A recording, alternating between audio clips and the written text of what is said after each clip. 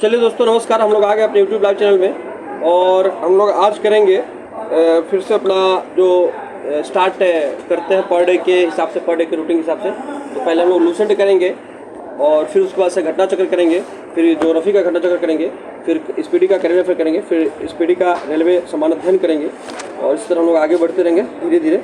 और पहले हम कुछ प्रीवियस क्वेश्चंस पूछ लेते हैं इन लोगों से, फिर उसके बाद हम लोग आगे बढ़ेंगे। चलिए आइए, जो लोग प्रीवियस जो पढ़े हुए हैं उनमें से कुछ क्वेश्चन हम लोग इस प्रकार पूछते हैं। और ये हमेशा याद रहे दोस्त, जो भी हम लोग पढ़ रहे हैं ये हर एग्जाम के लिए, बीपीएससी हो, बीपीएससी का तरवी हो, बीपीएससी टीचर हो या बिहार पुलिस हो, रेलवे हो, एनटीपीसी हो वगैरह, इस सब के लिए बहुत ही महत्वपूर्ण है। बिहार दरोगा जो आने वाला 1806 वो भी बहुत जल्द नोटिफिकेशन देखने को मिलेगा, आप उनके लिए भी तैयारी कर सकते हैं और 100% श्योरिटी के साथ यहाँ से क्वेश्चन लड़ेगा ही लड़ेगा।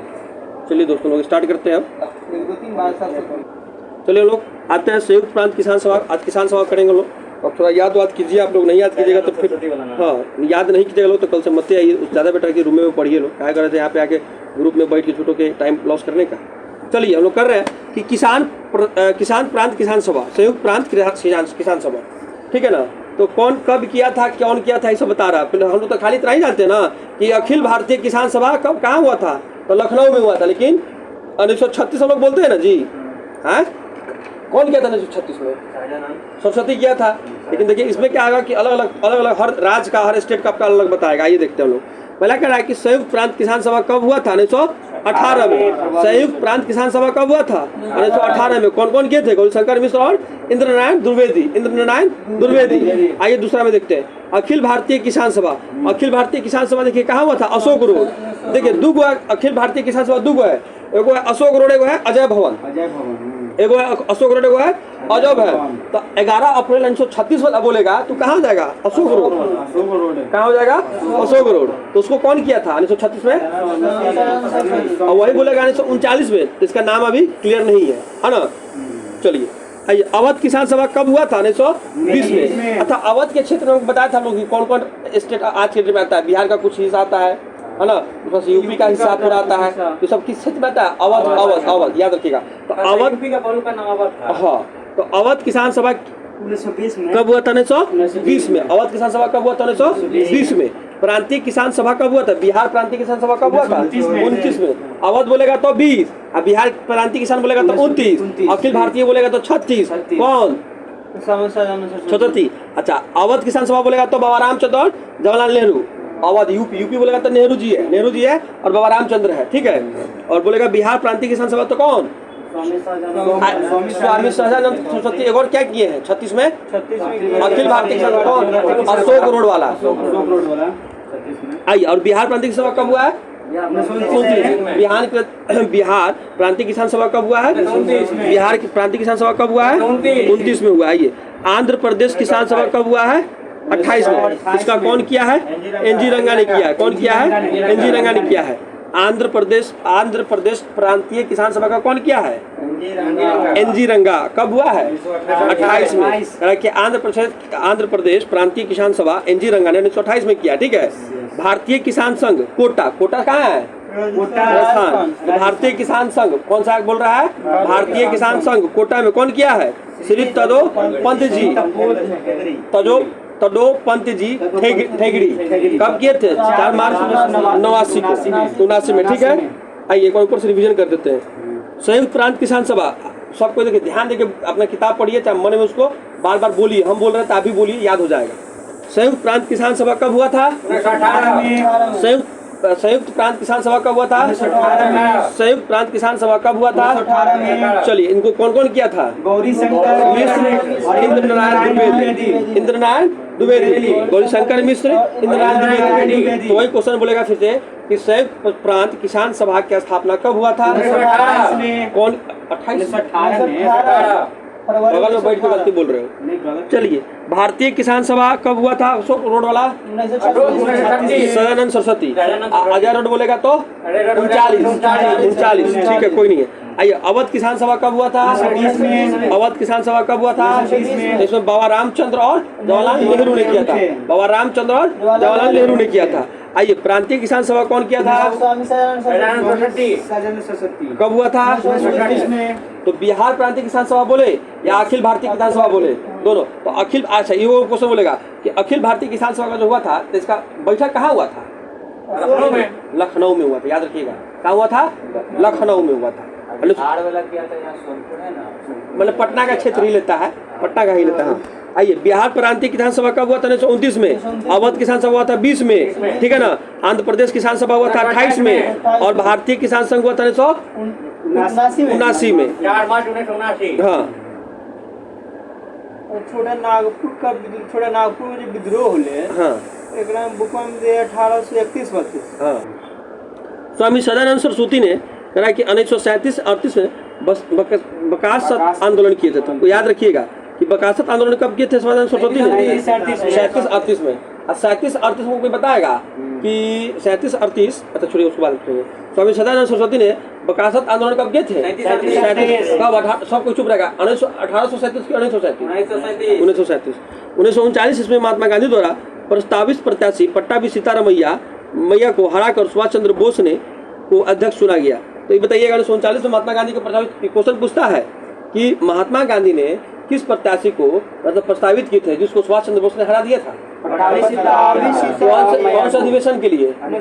39 के लिए, हरिपुरा अधिवेशन के लिए। 1939 के लिए, हरिपुरा अधिवेशन के लिए 1939 के लिए, हरिपुरा 1939 में।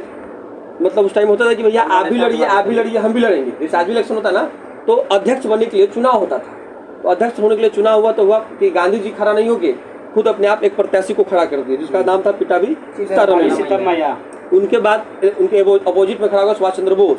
तो पट्टाभी हार गया और सुभाष चंद्र बोस गए। तो उसी में महात्मा गांधी एक वर्ड बोले थे कि ये हार पट्टाभी से तैयार की नहीं है, ये हार गांधी की हार। चलिए, तो उसी के बाद क्या किया सुभाष चंद्र बोस ने? वहाँ पे त्याग दे के और वहाँ से छोड़ दिया। मतलब 1 मई 1939 को सुभाष चंद्र बोस ने कांग्रेस के भीतर एक नए गुट का गठन किया जिसे फॉरवर्ड ब्लॉक कहा गया, ठीक है ना। कब क्या था? 1939 में ही। हाँ, सुभाष चंद्र बोस ने स्वतंत्रता संघर्ष के दौरान फ्रीडम इंडियन लीजन नामक सेना बनाई थी। कौन सी बनाई थी?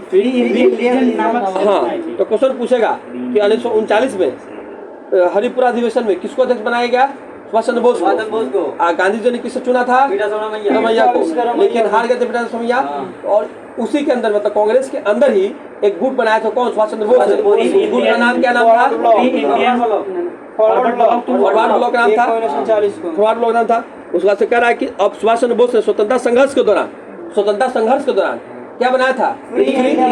नामक एक सेना बनाई थी। क्या बनाई थी? सेना। लेकिन बोलेगा ना कि एक भीतर नया गुट या संगठन बनाया था।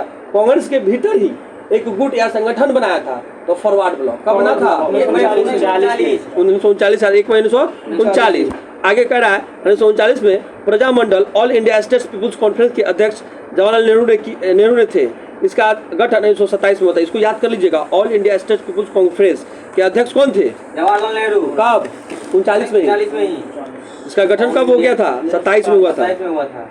इसको ध्यान दीजिएगा ज्यादा। आइए आगे बढ़ते हम लोग। आगे कह रहा है कि 13 मार्च 1940 को लंदन में पंजाब सुनाम नामक स्थान के सरदार उधम सिंह ने पंजाब के भूतपूर्व लेफ्टिनेंट गवर्नर माइकल ओडायर को गोली मारकर हत्या कर दी। तो पता है क्या हमारे क्या हत्या कर? कब हुआ था जलियांवाला कांड? 19 को हुआ था, ठीक है। और उससे पहले क्या हुआ था कि घटना जलियांवाला बाग हो गया था? रोलेट एक्ट में सबसे पहले पकड़े वाले 2 व्यक्ति का नाम? और उसी के जगह पे क्या हुआ था? जलियांवाला बाग कांड। अच्छा, जलियांवाला बाग कांड बोलेगा कि किस व्यक्ति का था उस टाइम? जल्दी नाम व्यक्ति का था। चलिए, अच्छा, सरकारी आंकड़ों के अनुसार कितने लोग व्यक्ति मारे गए थे? 379। और कांग्रेस के हिसाब से 1000 व्यक्ति मारे गए थे। चलिए, बहुत बढ़िया। 1919 को क्या हुआ? जो कमेटी बना था तो उसका वो ब्रिटिश जो बनाया था उसमें 3 भारतीय, 5 अंग्रेज था। कौन था भारतीय? सीतलवाड़, नारायण नहीं, अहमद सुल्तान, शहजादा सुल्तान। तो दिया ये बनाया था कांग्रेस बनाया था। तो मदन मोहन मालवीय गांधी जी नेहरू जी इसका मतलब सहयोगी थे। अप्रैल 1919 को देशव्यापी आंदोलन। आइए, गांधी जी ने 17 अक्टूबर 1940 को पौनार में व्यक्तिगत सत्याग्रह आंदोलन शुरू किया। इस आंदोलन के प्रथम सत्याग्रही विनोबा भावे थे और दूसरे सत्याग्रही जवाहरलाल नेहरू थे और तीसरे सत्याग्रही ब्रह्मदत्त थे। इसको बहुत याद रखिएगा, हमेशा पूछता है कि व्यक्तिगत सत्याग्रह आंदोलन में पहले व्यक्तिगत कौन थे, दूसरे कौन थे, जवाहरलाल नेहरू, तीसरे कौन थे, ब्रह्मदत्त। और कब शुरू हुआ था व्यक्तिगत 1940 को। और किस जिले से? पौनार से याद किया, पौनार, हाँ पौनार, पौनार से स्टार्ट किया था, याद किया। चलिए इस आंदोलन की दिल्ली चलो आंदोलन भी कहा गया। इस आंदोलन क्या कहा गया? दिल्ली चलो भी व्यक्तिगत सत्याग्रह आंदोलन को दिल्ली समझौता, कंफ्यूजन नहीं कहो, दिल्ली समझौता को इरविन पैक्ट कहते हैं, वो अलग चीज हो गया। अब यहाँ पर क्या कह रहा है कि दिल्ली चलो आंदोलन कहा गया। दिल्ली चलो आंदोलन याद रखना, किस आंदोलन का? दिल्ली चलो आंदोलन, व्यक्तिगत सत्याग्रह। चलिए अब व्यक्तिगत सत्याग्रह कब शुरू था? 17 अक्टूबर 40 को। आइए 24 मार्च 1940 को मुस्लिम लीग के लाहौर अधिवेशन में अध्यक्षता कौन किया था? मोहम्मद अली जिन्ना ने किया था। मोहम्मद अली जिन्ना ने किया था। भारत में अलग मुस्लिम राष्ट्र की मांग किया था, याद रखिएगा, पूछता क्वेश्चन कि पहली बार भारत में अलग मुस्लिम राष्ट्र की मांग कब स्टार्ट हुआ था? 40 को मोहम्मद अली जिन्ना के थ्रू कहा गया। और किस अधिवेशन में? मुस्लिम लीग के लाहौर अधिवेशन में कहा गया। आइए आगे और बताता है क्या क्या है। सबसे पहले पाकिस्तान शब्द का मांग कब हुआ था? अलग होगा, सब नोट कर लेते एक बार, बहुत इंपॉर्टेंट है। पाकिस्तान शब्द का सर्वप्रथम प्रयोग लंदन के कैम्ब्रिज विश्वविद्यालय, कहाँ? लंदन के कैम्ब्रिज विश्वविद्यालय के एक विद्यार्थी चौधरी रहमत अली ने और उसके 3 साथियों ने जनवरी 1933 को प्रकाशित किए गए एक पैम्पलेट अब या फिर कभी नहीं में किया था। क्वेश्चन पूछता है कि किस पैम्पलेट में या किस व्यक्ति के द्वारा या कब पहली बार पाकिस्तान शब्द का मांग किया गया था? 33 में तो किया हुआ था, पैम्पलेट था, फिर कभी नहीं। किस विश्वविद्यालय का छात्र था? कैम्ब्रिज विद्यालय कहाँ पे है? लंदन। तो पाकिस्तान शब्द का प्रथम बार प्रयोग 1933 में किया गया था। संविधान शब्द का प्रथम बार प्रयोग 1933 में। पाकिस्तान कंफ्यूजन नहीं होना है कि पाकिस्तान शब्द का, हाँ सॉरी, पाकिस्तान शब्द का प्रथम बार प्रयोग और पाकिस्तान शब्द का प्रथम बार मांग, मतलब पाकिस्तान राज्य का मांग, राष्ट्र का मांग 1940 में मांग किया था। 40 में किसके द्वारा? मोहम्मद अली जिन्ना के द्वारा, लाहौर अधिवेशन की अध्यक्षता के द्वारा। लेकिन पाकिस्तान शब्द का पहली बार नावनेवाद पैम्पलेट के द्वारा। याद रखिएगा कि पाकिस्तान शब्द का पहली बार, पाकिस्तान राष्ट्र का पहली बार मांग और पाकिस्तान शब्द का पहली बार शब्दों का यूज 1933 में रहमत अली के पैम्पलेट में। दोनों क्वेश्चन बड़ा कंफ्यूजन, क्वेश्चन मिलेगा ना एग्जाम में, जब एग्जाम में क्वेश्चन मिलेगा तो कंफ्यूज जाइए कि कौन मारे, याद नहीं आ रहा है, इसीलिए थोड़ा ध्यान देखिए। मुस्लिम लीग के लाहौर अधिवेशन के अध्यक्षता में मोहम्मद अली जिन्ना ने 1940 में लॉर्ड लिंथिगो ने अगस्त घोषणा के द्वारा मुस्लिम लीग की आश्वासन दिया कि ब्रिटेन और भारत के बीच किसी भी समझौते में इस समझौते की स्थिति में अल्पसंख्यकों की सुरक्षा का पूर्ण ध्यान रखा जाएगा। किसको आश्वासन दिया गया?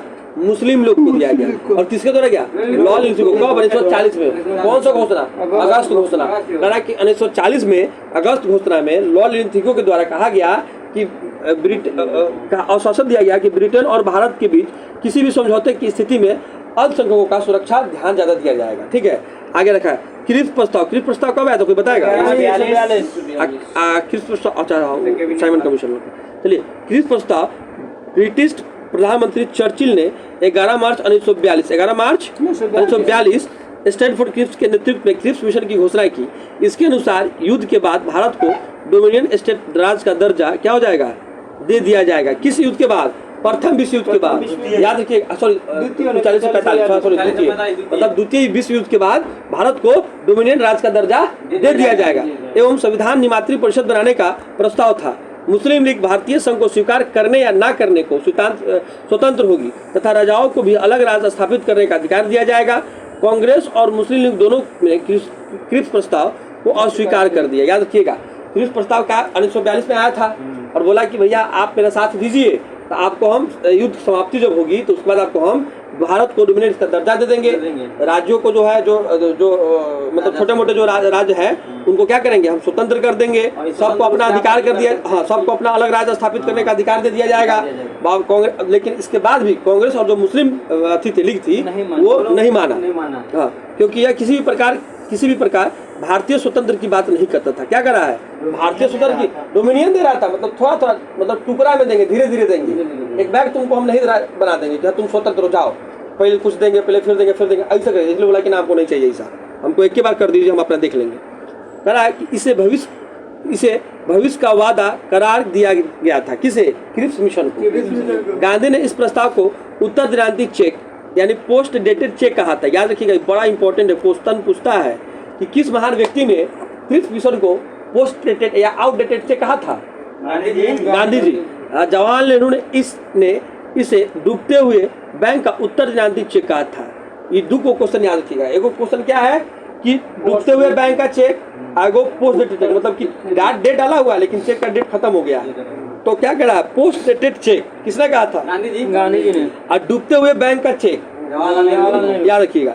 आगे कह रहा है 11 अप्रैल 1942 को क्रिप्स मिशन को वापस ले लिया गया। क्रिप्स मिशन कब आया था? 11 मार्च 1942 को आया। 11 मार्च 1942 को आया। 11 अप्रैल 1942 को एक बार वापस, मतलब एक ही महीना में। 11 मार्च 1942 को आया। कब आया था? 11 मार्च 1942 को। कब आया था? 11 मार्च 1942 को। कब आया था? 11 मार्च 1942 को। कब वापस ले लिया गया था? 11 अप्रैल 1942 को वापस। क्या कहा गया था इसमें? किस मतलब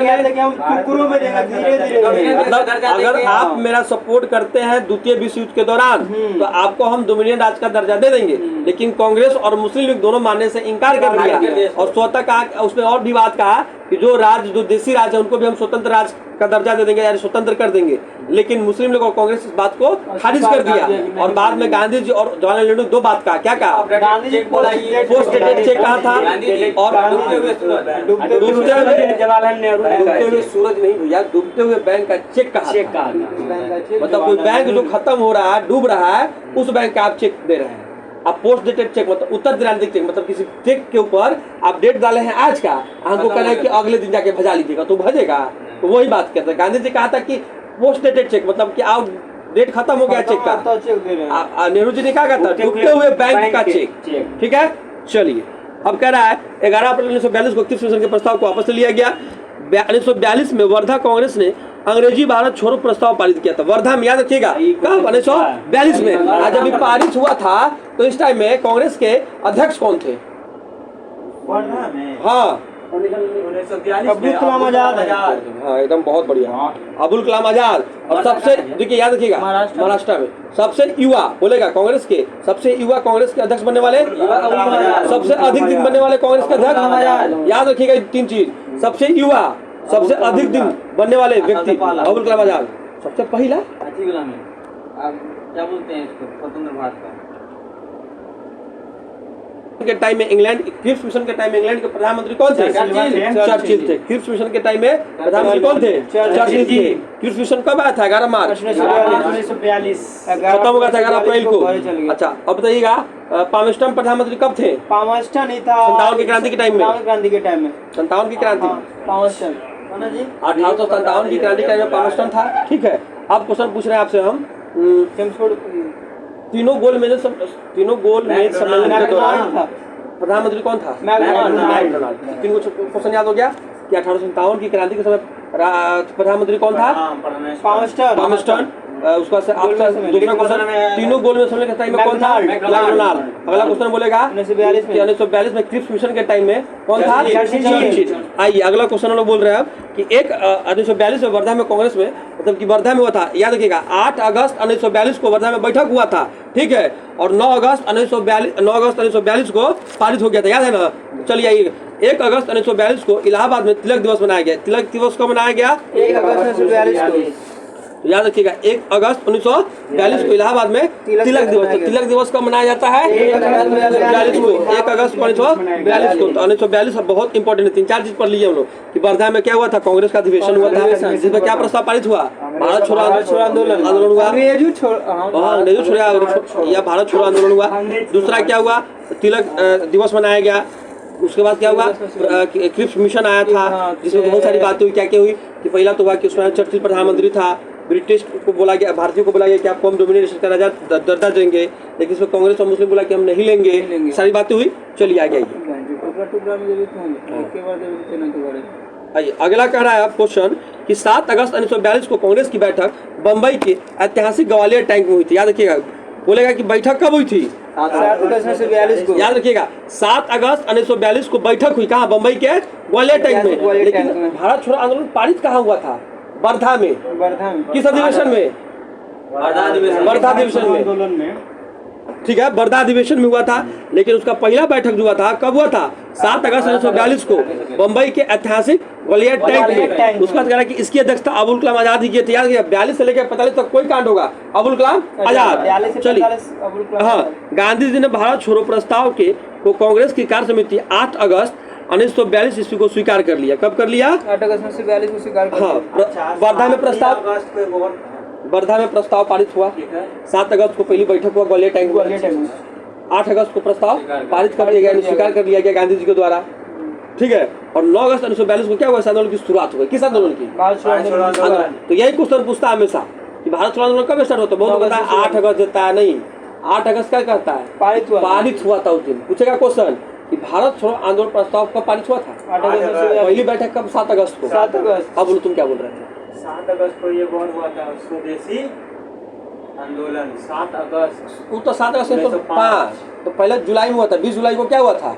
20 जुलाई को घोषणा हुआ था। 7 अगस्त को टाउन हॉल में लोग सब कोई पारित नहीं होता। 7 अगस्त को सब लोग टाउन हॉल में खड़ा होकर उसके एवज में रोष जताया था। स्वदेशी आंदोलन शुरुआत शुरुआत हुआ था, लेकिन मेन पारित जो हुआ था ना, मतलब 20 जुलाई को घोषणा कर दिया। 7 जुलाई पर भैया 7 जुलाई को आंदोलन हो गया। 7 जुलाई को 3-4 काम हुआ था। 7 अगस्त 1905 को पहला काम हुआ कि बंगाल के टाउन हॉल में सब लोग जमा इकट्ठे हुए और वहीं से आंदोलन की शुरुआत हुई। दूसरा, 16 अक्टूबर 1905 को विभाजन कर दिया गया। आइए, कर रहा है घोषणा कब किया? 9 अगस्त 20 जुलाई 1905 को, सुने नहीं? 20 जुलाई 1905 हाँ, स्वदेशी आंदोलन। 16 अक्टूबर 1905 को लागू कर दिया। चलिए, आइए, गांधी जी ने कहा कि गांधी के भारत छोड़ो प्रस्ताव को कार्य समिति 8 अगस्त 1942 को स्वीकार कर लिया। भारत छोड़ो आंदोलन की शुरुआत 9 अगस्त 1942 को हुई। इसी आंदोलन में गांधी जी करो या मरो का नारा दिया था। क्वेश्चन पूछता है कि गांधी जी ने करो या मरो का नारा किस आंदोलन में दिया था? भारत छोड़ो आंदोलन दिया था। तो याद रखिएगा, करो या मरो का नारा किस आंदोलन में?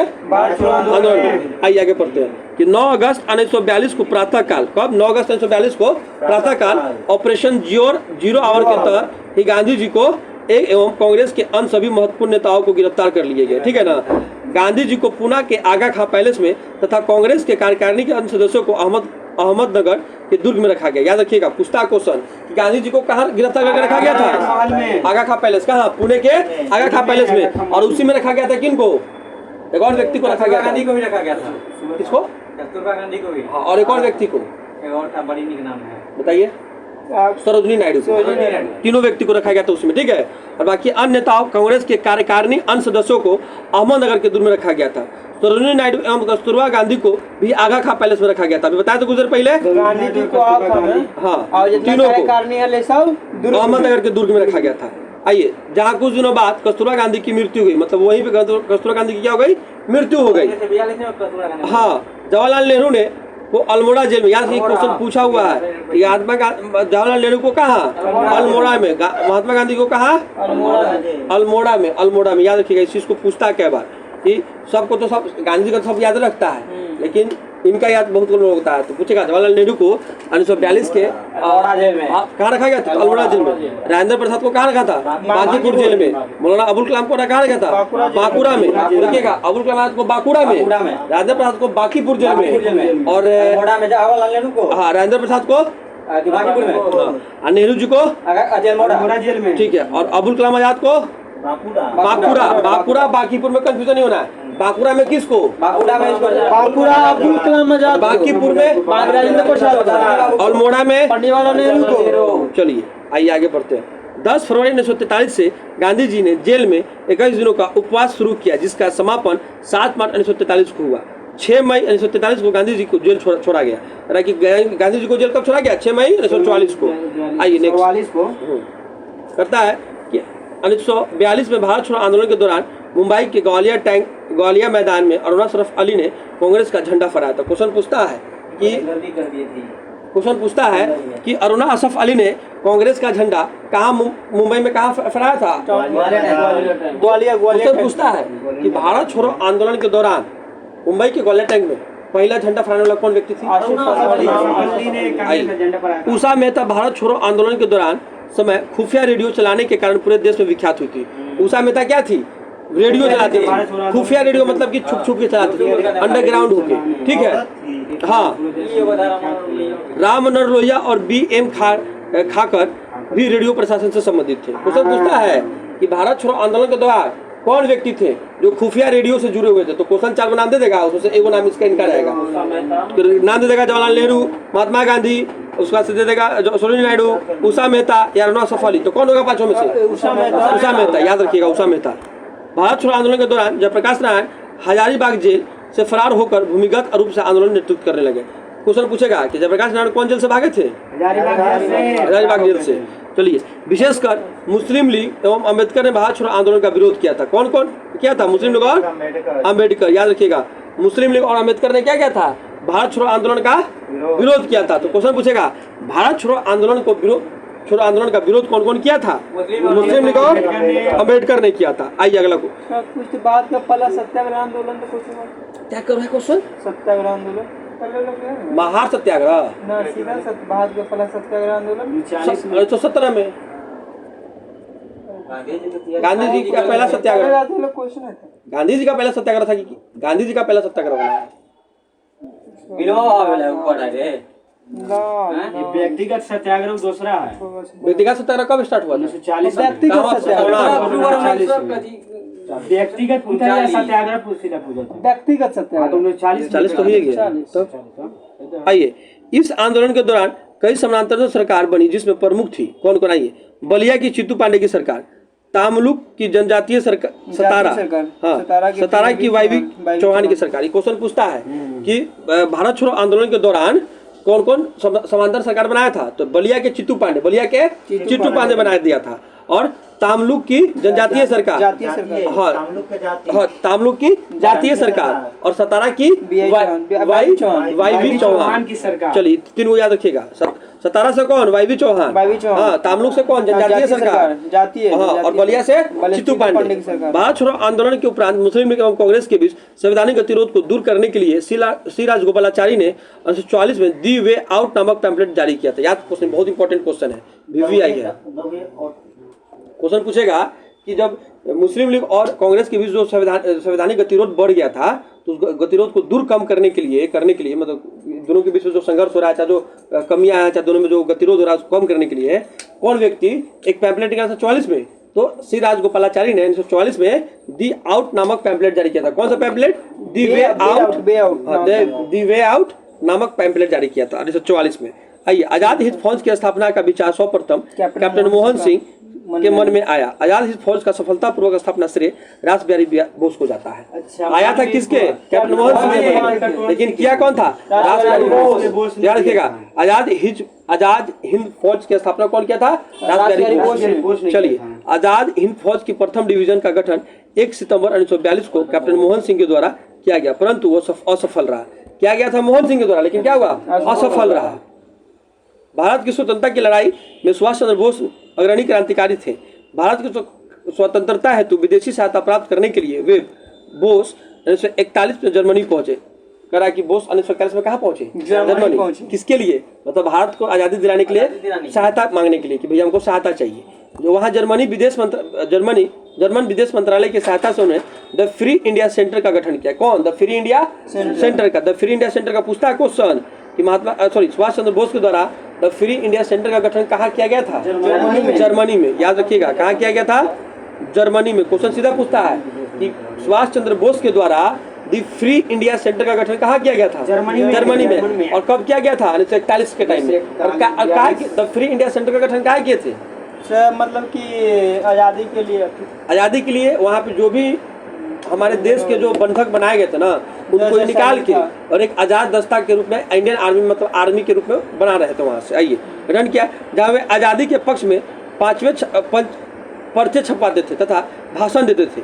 1942 में बोस ने उत्तरी अफ्रीका से पकड़े गए भारतीय युद्धबंदियों को भर्ती कर 10,000 सैनिकों का दल गठित किया, जिससे फ्री इंडिया लीजन कहा गया। वही फ्री इंडिया लीजन मतलब फ्री इंडिया सेंटर जो था ना, तो जितने भी युद्ध जो हमारे पहला चाहे द्वितीय विश्व युद्ध के दौरान जो भी लोग लड़े थे ना, दूसरे देश से लड़े थे, जो देश में जो बंदी बनाया गया था, तो ये क्या किए थे? सब दोस्तों से दोस्ती करके कहते थे कि मेरे देश के कैदी को छोड़ दीजिए, हम इसको अपने देश की तरफ से आज़ादी की लड़ाई लड़ेंगे। तो लोग छुड़वाते थे। और भर्ती कहाँ करे थे? दी फ्री इंडिया लीजन।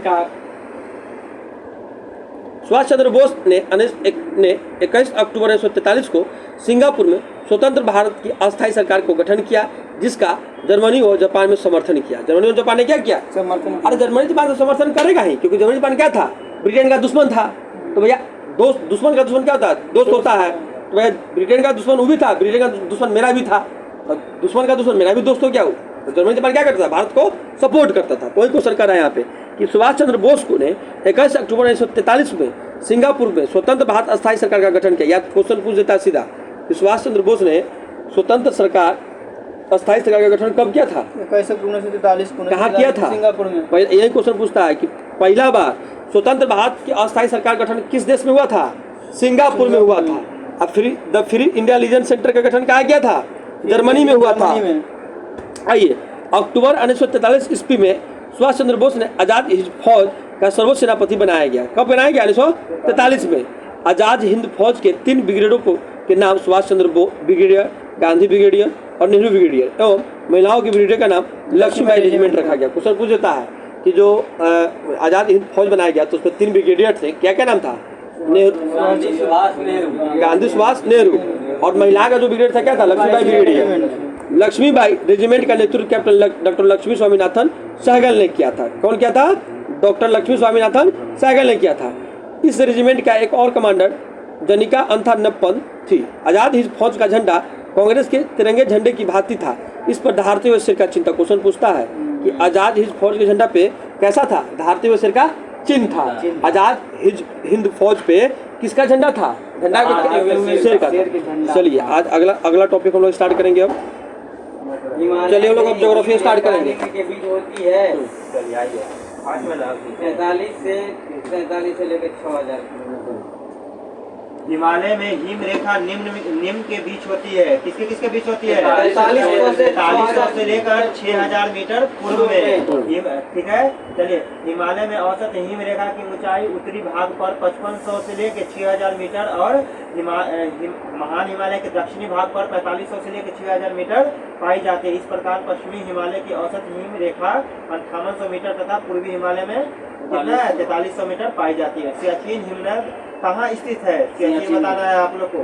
नुब्रा घाटी के उत्तर में सियाचिन हिमनद कहाँ है? नुब्रा घाटी के उत्तर में। सियाचिन ग्लेशियर हिमनद अक्साई चीन के पश्चिमी, गिलगिट के पूर्व, लेह के उत्तर तथा नुब्रा घाटी के उत्तर में स्थित है। यह भारत के केंद्र शासित प्रदेश लद्दाख में है। निम्न में कौन सा हिमनद सबसे बड़ा है? निम्न में कौन सा हिमनद सबसे बड़ा है? सियाचिन। विकल्प में दिए गए हिमनदों में सबसे बड़ा हिमनद सियाचिन है, जो 76.64 किलोमीटर है। सबसे बड़ा हिमनद निम्नलिखित में से कौन सा है? गंगोत्री। दिए गए उपयुक्त प्रश्नों में दिए गए हिमनदों की लंबाई इस प्रकार है। गंगोत्री हिमनद का 26 किलोमीटर है, रुनदुन हिमनद में 19 किलोमीटर, कंचनजंगा हिमनद में 16 किलोमीटर और केदारनाथ हिमनद में 14 किलोमीटर। देखो इसमें क्या है ना कि सबसे बड़ा हिमनद निम्नलिखित में से पूछा, मतलब इन चारों में पूछा है। ये चारों में हाँ, अगर क्वेश्चन ऐसे रहे ना कि सबसे बड़ा हिमनद कौन है? कौन है? सियाचिन हिमनद। सियाचिन हिमनद कहाँ है? काराकोरम में, लद्दाख, अक्साई चीन। सबसे बड़ा हिमनद वही है। उसके बाद में बियाफो आ जाता है। नुब्रा घाटी के उत्तर में, याद रखिएगा, नुब्रा घाटी के उत्तर में है। नुब्रा घाटी लद्दाख में, नुब्रा घाटी के उत्तर में है। कौन गंगोत्री? आ जाइए। निम्न में कौन सा क्या हो रहा है? निम्न में कौन सा विशाल हिमनद है? सबसे विशाल बताना है। तो सबसे विशाल है, सबसे बड़ा सियाचिन हो जाएगा। लेकिन अगर सियाचिन नहीं रहता तो क्या होता? गंगोत्री हो जाता। अच्छा, सियाचिन का बताइए कि इसका लंबाई कितना है? 26 किलोमीटर। अच्छा, ये लंबाई हम पूछ रहे हैं। लंबाई पूछेगा ना सियाचिन का 76.64। ठीक है, 1785 है ना। साइनी का है, ससाइनी का है वो। सियाचिन का तो ज्यादा हो जाएगा। 76 सही तो बोल रहा है वो। यहाँ पे लिखा हुआ है। हाँ हाँ। अच्छा, गंगोत्री का पूछिए। गंगोत्री 26 किलोमीटर। जेमू का 25, सिक्किम नेपाल में है। ठीक है। सियाचिन का 76.64। Geographical survey of India volume 63 में पेज नंबर 260 के अनुसार ध्रुवों के अतिरिक्त दूसरा सबसे बड़ा ग्लेशियर सियाचिन है। ध्रुवों के अतिरिक्त देखिए सबसे बड़ा पूछेगा तो ध्रुव, और ध्रुव के बाद अगर जो कोई पूछेगा ना तब मानना है सियाचिन। दूसरा सबसे बड़ा glacier Siachen glacier. Siachen glacier है। तथा इसी दृष्टि से विश्व का सबसे बड़ा ग्लेशियर फ्रेंडचेंको ग्लेशियर है। फ्रेंडचेंको फ्रेंडचेंको ग्लेशियर है जो पामीर क्षेत्र में स्थित है। अतः स्पष्ट है कि दिए गए विकल्प में सियाचिन ग्लेशियर सबसे बड़ा है। दुनिया का सबसे बड़ा ग्लेशियर कौन है विश्व का? नहीं, फ्रेंडचांको विश्व का सबसे बड़ा ग्लेशियर, फ्रेंडचांको ग्लेशियर। याद रखिएगा, विश्व का सबसे बड़ा ग्लेशियर, विश्व का सबसे बड़ा ग्लेशियर। हाँ, ठीक है। चौड़ाबाड़ी ग्लेशियर स्थित है कहाँ पे? तो केदारनाथ के मंदिर में स्थित है। उत्तर में, केदारनाथ के मंदिर के उत्तर में चौड़ाबाड़ी। चौड़ाबाड़ी ग्लेशियर उत्तराखंड के रुद्रप्रयाग जिले के केदारनाथ मंदिर के उत्तर में है। केदारनाथ मंदिर के उत्तर में है। चलिए, हिमालय के हिमनदों के पिघलने की गति सबसे कम है या सबसे अधिक है या सबसे अधिक है? सबसे अधिक है। हिमनदों को पिघलने की गति सबसे अधिक है। हिमालय के हिमनदों के पिघलने की गति सर्वाधिक है। गंगा नदी के उद्गम स्थल पर स्थित गंगोत्री ग्लेशियर तेजी से पिघल रहा है। इसी के परिणाम स्वरूप इसका विस्तार कम होकर पिछले 50 वर्षों की तुलना में लगभग आधा हो गया है। निम्नलिखित हिमनदों में से कौन सा उत्तराखंड के कुमाऊं प्रक्षेत्र में अवस्थित है? मिलाम। कौन सा? मिलाम। फिर से सुनिए क्वेश्चन, निम्नलिखित हिमनदों में से कौन सा उत्तराखंड के कुमाऊं प्रक्षेत्र में अवस्थित है? तो बोलेंगे मिलाम। मिलाम जो है, मिलाम हिमनद उत्तराखंड के कुमाऊं क्षेत्र में अवस्थित है। मुख्य हिमनद है। यह हिमनद से शारदा नदी, यानी शारदा नदी को काली नदी का काली नदी बोला जाता है, वहीं से इसका उद्गम होता है। चलिए, निम्नलिखित युग्मों पर विचार कीजिए। इसमें से बताना है कौन सा सही है। ठीक, तो बोला बंदरपुंछ यमुना नदी सही है, ये बिल्कुल। बारासिगरी चनाब नदी, बारासिगरी चनाब सही है। अच्छा, मिलाम बताइए, मंदाकिनी है?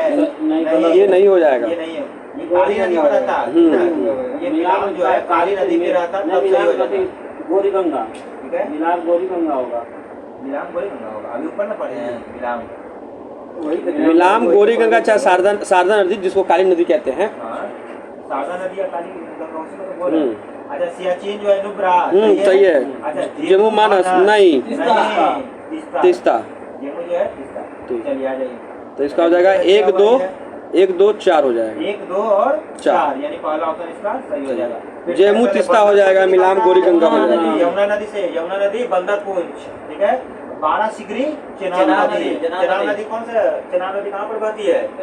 जम्मू कश्मीर में। अभी हाल ही का क्वेश्चन है जो भारत का भी जो है सबसे ऊंचा ब्रिज। हाँ, चनाब नदी पर सबसे ऊंचा ब्रिज बना हुआ है भारत का। क्या नाम है?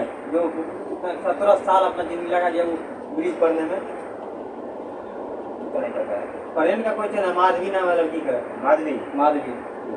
जो 17 साल तक उस ब्रिज को बनाने में अपना दे दिया। अध्ययन करके रह गई। 1707 का 17 साल तक 17 साल जीवन का। मिलाम नदी याद रखिए, गोरी गंगा, मिलाम नदी, गोरी गंगा। अच्छा, सियाचिन हो गया, नुब्रा, जेमू हो गया, तीस्ता नदी खत्म हो गया। पठार में आइए। भारत के दक्कन के पठार पर बैसाल्ट निर्मित लावो शैलों का निर्माण हुआ है। कौन से युग में? अच्छा, क्रेटेशियस युग में। भारत के दक्कन के पठार पर बैसाल्ट निर्मित लावा शैलों का निर्माण हुआ है। कहाँ पे? क्रेटेशियस युग में। चलिए, क्रेटेशियस युग के बारे में देखिए। कार्बोनिफेरस युग के दौरान दामोदर, सोन, महानदी, गोदावरी बेसिन के कोयले का निर्माण हुआ है। जबकि क्रिस्टेशियस युग के दौरान अत्यधिक ज्वालामुखी उद्गार से दक्कन ट्रैप का निर्माण हुआ है। क्रिस्टेशियन युग के दौरान हुआ ज्वालामुखी उद्गार से दक्कन ट्रैप पूछेगा क्रिस्टेशियन युग से। क्रेटेशियस युग में। कार्बोनिफेरस युग में दामोदर, सोन, महानदी, गोदावरी कोयले का निर्माण। बेसिन में कोयले का निर्माण हुआ। कार्बोनिफेरस में कार्बोनिफेरस में कोयले का निर्माण हुआ। क्रेटेशियस युग में दक्कन का पठार। क्रिस्टेशियन में दक्कन। इसी काल में दक्कन के पठार पर बेसाल्ट निर्मित लावा शैलों का निर्माण हुआ है। क्रेटेशियस युग में। हाँ, दक्कन ट्रैप का निर्माण क्रिस्टेशियस काल के अंतिम चरण में हुआ है। दक्कन ट्रैप का निर्माण जो क्रिस्टेशियस के अंतिम चरण में हुआ है। चलिए बताइए, मेघालय का पठार किसका भाग है? प्रायद्वीपीय खंड का है, ठीक है। प्रायद्वीपीय भारत का। मेघालय का पठार प्रायद्वीपीय पठार का विस्तार है। यह भ्रंशन के कारण प्रायद्वीपीय भाग से मालवा गैप द्वारा पृथक हो जाता है। ठीक है, हाँ मालदा गैप होता क्या है? अरे बीच में जो देखते हो जो बीच में गैप हुआ है प्रायद्वीपीय देखो जो बीच में जो हटा है ना, अगर इसको पूरा लेके ऐसे जब सटाओगे ना तो देखना कि पूरा इसमें सट जाएगा, पूरा सट जाएगा। हाँ। तो यही होता है मालदा गैप, जो बीच मालदा में गैप। सटा हुआ। हाँ वो ये मालदा गैप।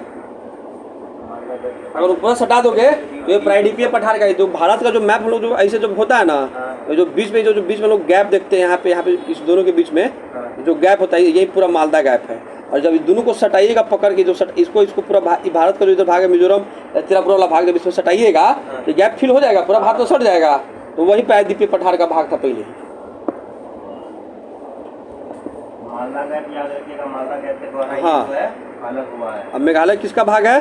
प्रायद्वीपीय पठार का प्रायद्वीपीय पठार का भाग है, इसको याद रखिएगा। हिमालय उमालय का नहीं मान लीजिएगा, हिमालय से पूरा पूर्वी घाटी ये सब का नहीं है पूर्वी घाटी पूर्वी भारत में है, लेकिन पूर्वी घाटी का वो भाग नहीं है, वो ये सब नहीं है, प्रायद्वीपीय खंड का भाग है। हाँ। भारत के अतिरिक्त प्रायद्वीपीय पर्वत निर्मित हुए हैं। भारत के अतिरिक्त प्रायद्वीपीय पर्वत निर्मित हुए कौन सा? सेनोजोइक महाकल्प में। भारत के अलावा भी प्रायद्वीपीय पर्वत कहाँ पे बना है? सेनोजोइक महाकल्प में।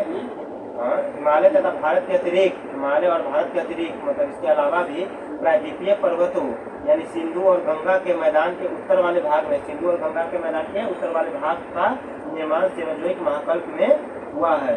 छोटा नागपुर पठार का सर्वाधिक घना बसा जिला धनबाद क्यों है?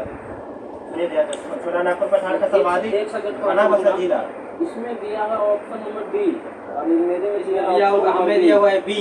बी वैल्यू का भी प्रायद्वीपीय पर्वत का निर्माण सेनोजोइक महाकल्प में है। ठीक है, वही बोलेगा कि दक्कन का पठार कार्बो कार्बोफेरस नहीं कार्बोफेरस तो जाएगा कोयला वाला। हाँ, कार्बोफेरस क्रिस्टियोफेरस में होगा। क्रिस्टियोफेरस में क्रिस्टियोफेरस में क्रिटेशियस फेरस नहीं हुआ, क्रिटेशियस यूज होता है।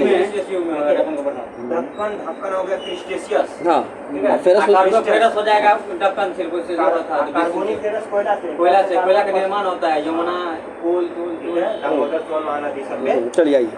ये जो बोलेगा कि प्रायद्वीपीय भारत का तो माना सोनोजोई। ठीक है, सोनोजोई। प्रायद्वीपीय सोनोजोई। हिमालय तथा भारत के अतिरिक्त प्रायद्वीपीय पर्वत का निर्माण सेनोजोइक महाकल्प में हुआ है। छोटा नागपुर वाला क्वेश्चन देखिए, छोटा नागपुर पठार का सर्वाधिक घना बसा जिला धनबाद ही क्यों है? धनबाद क्यों है? औद्योगिकरण के लिए। अच्छा, इसका और भी ऑप्शन देख लेते हैं। उपजाऊ मिट्टी तथा दामोदर से निकाली गई नहरों द्वारा सिंचाई की सुविधा, ये सब आदमी मार सकता है। ठीक है, घना आबादी के लेकर, लेकिन ये इसका आंसर नहीं है। उपजाऊ मिट्टी तथा ये सब लेकर नहीं। कोयला, लोहा, अब्रक, तांबा इत्यादि भी हो सकता है, लेकिन तांबा नहीं पाया जाता। याद रखिएगा, तांबा नहीं। क्या होगा? खनन उद्योग का विकास और औद्योगिकरण के ये जिला बसा है धनबाद। स्पेशल धनबाद में सबसे क्या होता है? कोयला सबसे ज्यादा, तो कोयला खनन से निकाला जाएगा, तो खनन उद्योग का विकास हुआ है और इंडस्ट्री बहुत ज्यादा। जहाँ पे कोयला रहेगा, कोयला जहाँ पे इजी में मिल जाएगा, वहाँ पे जानते हैं इंडस्ट्री बहुत ज्यादा बनेगा, क्योंकि इंडस्ट्री को सबसे ज्यादा क्या चाहिए? कोयला ही चाहिए किसी भी इंडस्ट्री को चलाने के लिए। अच्छा, इसीलिए इसका ऑप्शन उपयुक्त में से सभी भी नहीं होगा। लिखने वाला क्वेश्चन है। धनबाद कोयला और औद्योगिक संस्थान के लिए जाना जाता है। धनबाद में लाल मिट्टी व्यापक क्षेत्र में पाई जाती है। ये याद कर लीजिएगा लोग, धनबाद में लाल मिट्टी व्यापक क्षेत्र में पाई जाता है, जो कृषि के लिए उपयोगी नहीं होता है। ठीक है, कोयला, लोहा, अब्रक, तांबा इत्यादि का पाया जाना जनसंख्या के संकेंद्र का कारण नहीं हो सकता है। हाँ, मतलब कहने का मतलब है कि कहीं कोयला मिल रहा है, चाहे कहीं लोहा मिल रहा है, चाहे कहीं तांबा मिल रहा है, तो जरूरी नहीं कि अगर जहाँ मिल रहा है वहाँ पे क्या होगा? जनसंख्या ज्यादा होगा। जनसंख्या की बढ़ोतरी क्या हो सकती है? जहाँ पे पैसा रुपया ज्यादा होगा, जहाँ पे धन दौलत होगा, तो कहाँ से हो सकता है? जहाँ पे इंडस्ट्री रिवॉल्यूशन ज्यादा होगा, जहाँ पे क्या होगा? जहाँ पे मतलब कि खनन जहाँ पे अधिक होगा, इसके कारण क्या होगा? वहाँ पे इंडस्ट्री ज्यादा ग्रोथ करेगा, जिसके कारण क्या होगा? ऑटोमेटिकली ग्रोथ आपका जनसंख्या ग्रोथ करेगा। बहुत बढ़िया क्वेश्चन है। बहुत बढ़िया। छोटा नागपुर पठार जो है बताइए किसका भाग है? छोटा नागपुर एक अग्रगंभीर है। अच्छा, गर्त बोलता तो मारते आप? नहीं भाई, गर्त तो कोई सोच भी नहीं सकता है। एक स्थली भी नहीं हो सकता नहीं और एक संप्राय भूमि है। संप्राय भूमि को थोड़ा सोचा जा सकता है, लेकिन अग्रगंभीर याद रखिएगा, अग्रगंभीर है। छोटा नागपुर का पठार कैसा है? अग्रगंभीर। छोटा नागपुर पठार में विभिन्न ऊंचाइयों के पठार का क्रम मिलता है। पश्चिम मध्य पश्चिम भाग पर पाट भूमि स्थित है। मध्य पश्चिम भाग पर पाटभूमि स्थित है, जिसकी अधिकतम ऊंचाई 1100 मीटर है। इस पठार के प्रत्येक दिशा में सोपान, क्या सोपान मतलब स्लोप को बोला जाता हाँ, है। ढलान ढलान ढलान है, ठीक है। और पठार में ढाल छिद्र स्कार्पों के रूप में पाए जाते हैं। पठार का मतलब ही होता है प्लेट्यू। हाँ प्लेट्यू। यह एक अग्रगंभीर है। तो छोटना को नागपुर वाला कैसा पठार कैसा अग्रगंभीर है, रट लीजिए इसको। आ जाइए, मानचित्र ABCD द्वारा अंकित स्थान क्रमशः है।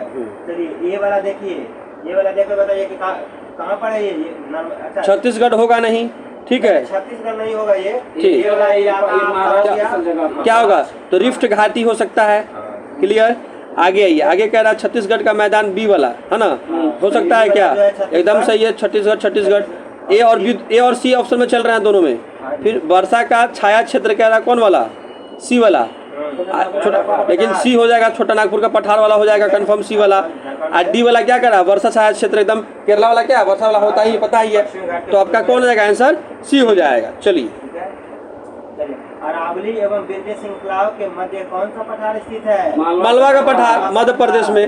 देखिए, अरावली और विंध्य श्रृंखला, अरावली और विंध्य श्रृंखला के मध्य में कौन सा? मालवा का पठार। बोले ना, अरावली एवं विंध्य श्रृंखला के मध्य मालवा का पठार स्थित है। इसकी उत्तर सीमा अरावली तथा दक्षिण सीमा विंध्य श्रेणी है। पूर्वी सीमा बुंदेलखंड पठार द्वारा निर्मित की जाती है। देखिए, ये जो कौन सा पठार है? अरावली का जो पठार है, इसके उत्तर में कौन सा? उत्तरी सीमा मतलब क्या नदी? उत्तरी सीमा क्या? उत्तरी सीमा उत्तरी सीमा कौन सा है? दक्षिणी सीमा पे विंध्य श्रेणी है। मालवा पठार है ना, पठार में निर्धारित की जाती है। मालवा जो है, मालवा पठार, उसके उत्तर में हो रहा है कि कौन सा? अरावली। और दिल्ली उली में हाँ, ऊपर में आरा वाली है, नीचे में विंध्य वाली। हाँ, और पूर्वी में बुंदेलखंड का पठार। पूर्वी में सीमा है। पूछ देगा तो बुंदेलखंड। Next question. दंडकारण्य क्षेत्र अवस्थित है कहाँ पे? छत्तीसगढ़ और उड़ीसा। दंड करना क्षेत्र कहाँ है? उड़ीसा और छत्तीसगढ़। भारत किस भाग में स्थित है? दंडकारण्य क्षेत्र मुख्य उड़ीसा, छत्तीसगढ़, तेलंगाना, महाराष्ट्र और आंध्र प्रदेश में फैला हुआ है। दंडकारण्य क्षेत्र किस राज्य में स्थित है? इसमें तो अधिक हो जाएगा। छत्तीसगढ़ में भी है, उड़ीसा में भी है, आंध्र प्रदेश में, तेलंगाना में भी। छत्तीसगढ़ में भी है, आंध्र प्रदेश में है। नहीं, आंध्र प्रदेश में भी है। अरे उपयुक्त में से एक से अधिक हो जाएगा, इसमें चारों में हो जाएगा। तेलंगाना में भी इसमें से एक से अधिक हो जाएगा। हाँ, चारों। दंडकारण्य क्षेत्र भारत के किस भाग में है? तो मध्यवर्ती भाग में है। मध्यवर्ती भाग में। वाले भाग में है। एमपी भी कभी कभी देता है, एमपी नहीं होगा लेकिन, ठीक है। एमपी का कोई भी भाग दंडकारण्य में नहीं आता है। स्पेशली आता है इसका उड़ीसा हो गया और ये छत्तीसगढ़, उड़ीसा, आंध्र प्रदेश, तेलंगाना। मध्य वाला भाग। बिहार के निम्न हिस्सों में से कौन सा हिस्सा भूतात्विक दृष्टि से अपेक्षाकृत पुराना है? ठीक है, कौन सा? खड़गपुर की पहाड़ी है। अच्छा, रोहतास की पहाड़ी देगा तो मारेंगे नहीं। उत्तर पश्चिम पहाड़ी ये भी नहीं मारेंगे, खड़गपुर की पहाड़ी हो जाएगा ना। उत्तर गंगा का मैदान तो होगा नहीं। खड़गपुर पहाड़ियाँ धारवाड़ क्रम की है। अच्छा, भारत में सबसे पुरानी चट्टान कौन सा है? गोंडवाना लैंड। चट्टान ये पूछ रहे हैं, पहाड़ी पूछेंगे तो पहाड़ वाड़ पर है अरावली और अरावली श्रेणी या अरावली पहाड़ी, ठीक है। अब बिहार में इसी तरह से बिहार के निम्न हिस्सों में से कौन सा हिस्सा भूतात्विक दृष्टि से अपेक्षाकृत पुराना है? तो मानना क्या है? खड़गपुर की पहाड़ी। खड़गपुर क्या पहाड़ी? खड़गपुर का पहाड़ी जो है धारवाड़ क्रम की है, जबकि रोहतास पठार विंध्य क्रम की है। उत्तर पश्चिम पहाड़ियाँ तृतीय क्रम की तथा उत्तर गंगा मैदान नवीनतम है, ठीक है। बहुत अच्छा। उत्तर सबसे प्राचीन कौन है बिहार में? तो धारवाड़ क्रम का है। धारवाड़ क्रम में सबसे ज्यादा मेटल ये सब पाया जाता है, ठीक है। सोना का धातु जो है। निम्न में कौन सा मेघालय पठार का अंश नहीं है? ठीक है। अच्छा, गारो, खासी, जयंतिया तो जानते ही हैं। भुवन नहीं है। भुवन पहाड़ियाँ मिजो हिल्स का भाग है। किसका? मिजोरम। मिजो हिल्स का, जो पूर्वी हिमालय का अंग है, जबकि गारो, खासी, जयंतिया मेघालय का पठार है। अब आइए तकिए भाग में एक बार क्वेश्चन है ना जी, अलबामा हिल स्थित है। अनुपमा ना, अलबामा हिल स्थित है कहाँ? बीजापुर अपलैंड के दक्षिण में। अलबामा। कितना क्वेश्चन हो गया इसमें? क्या क्वेश्चन था? 14 को। पहले का था 9 को कि 10 को? और ये तटीय भाग में पूरा हो जाएगा। क्या क्वेश्चन है तटीय भाग में? हाँ? 10 हुआ। हाँ तो देखा जाएगा। नंबर में 9 हुए थे, 10 हुआ। एकरा में 11 नंबर 10 हुआ। निम्नलिखित में से किस तट से भारत का औसत समुद्री तल नापा जाता है? हाँ तो चेन्नई से। कहाँ से? चेन्नई से। अच्छा, भारत का कौन सा ऐसा शहर है या राज्य है जहाँ पे समुद्र तल की ऊंचाई सबसे न्यूनतम है? समुद्र तल की? हाँ, नहीं, केरल होगा। सेम चीज चेन्नई चेन्नई, ठीक है? इसीलिए यहीं से इसका नापा जाता है। चेन्नई से मापा जाता है। भारत के प्रादेशिक जल क्षेत्र का विस्तार बताइए। 12 मील तक। 12 समुद्री मील तक। हाँ। 12 अच्छा, 1 मील में कितना किलोमीटर होता है? 1.6। दौड़ हम सबका होता है ना, ये आर्मी उर्मी का दौड़ 1600 मीटर दौड़ आता है, तो उसमें लिखा था 1 मील यानी 1600 मीटर होता है। हालांकि बता देते हैं 1.8 होता है, समुद्र में होता है। समुद्र में बात करिएगा ना तो उसमें ज्यादा हो जाता है। 852 ये ठीक है। आ जाइए यहाँ पे देखिए, किसी भी देश के प्रादेशिक जल क्षेत्र को क्षेत्रीय सागर कहा जाता है। किसी भी देश के प्रादेशिक जल क्षेत्र को क्षेत्रीय सागर कहा जाता है। क्षेत्रीय सागर की दूरी आधार रेखा से सागर की ओर मापी जाती है, जो सामान्यतः 12 समुद्री मील तक होती है। भारत की तट रेखा की कुल लंबाई कितनी है? कितना? 7500 किलोमीटर। हाँ लगभग 75-16 16.15 किलोमीटर। 75-16.6 है। हाँ 75 भी आंसर में आप ले सकते हैं। चलिए, आज भारत 3 और समुद्र से घिरा हुआ तथा इसकी तट रेखा 75-16.6 है। 75-16.6 किलोमीटर है। अतः निकटतम विकल्प के अनुसार 75-100 किलोमीटर हम लोग ले लेंगे। 75-16 याद रखिए सीधा सीधा। 75-16, ठीक है। भारत की तट रेखा है, कितना है? 75-16 किलोमीटर। 100 अरे 75-16 किलोमीटर होगा, इसमें ऑप्शन कोई नहीं होगा। 100 किलोमीटर ले सकते हैं। यहाँ पे क्लियर किया हुआ नहीं है। इसमें 2 क्वेश्चन बन जाता है। 100 है भैया। भारत के एगो मुख्य, सुनो भैया, जो 6100 बोल रहे हो ना, वो क्या होगा आंसर?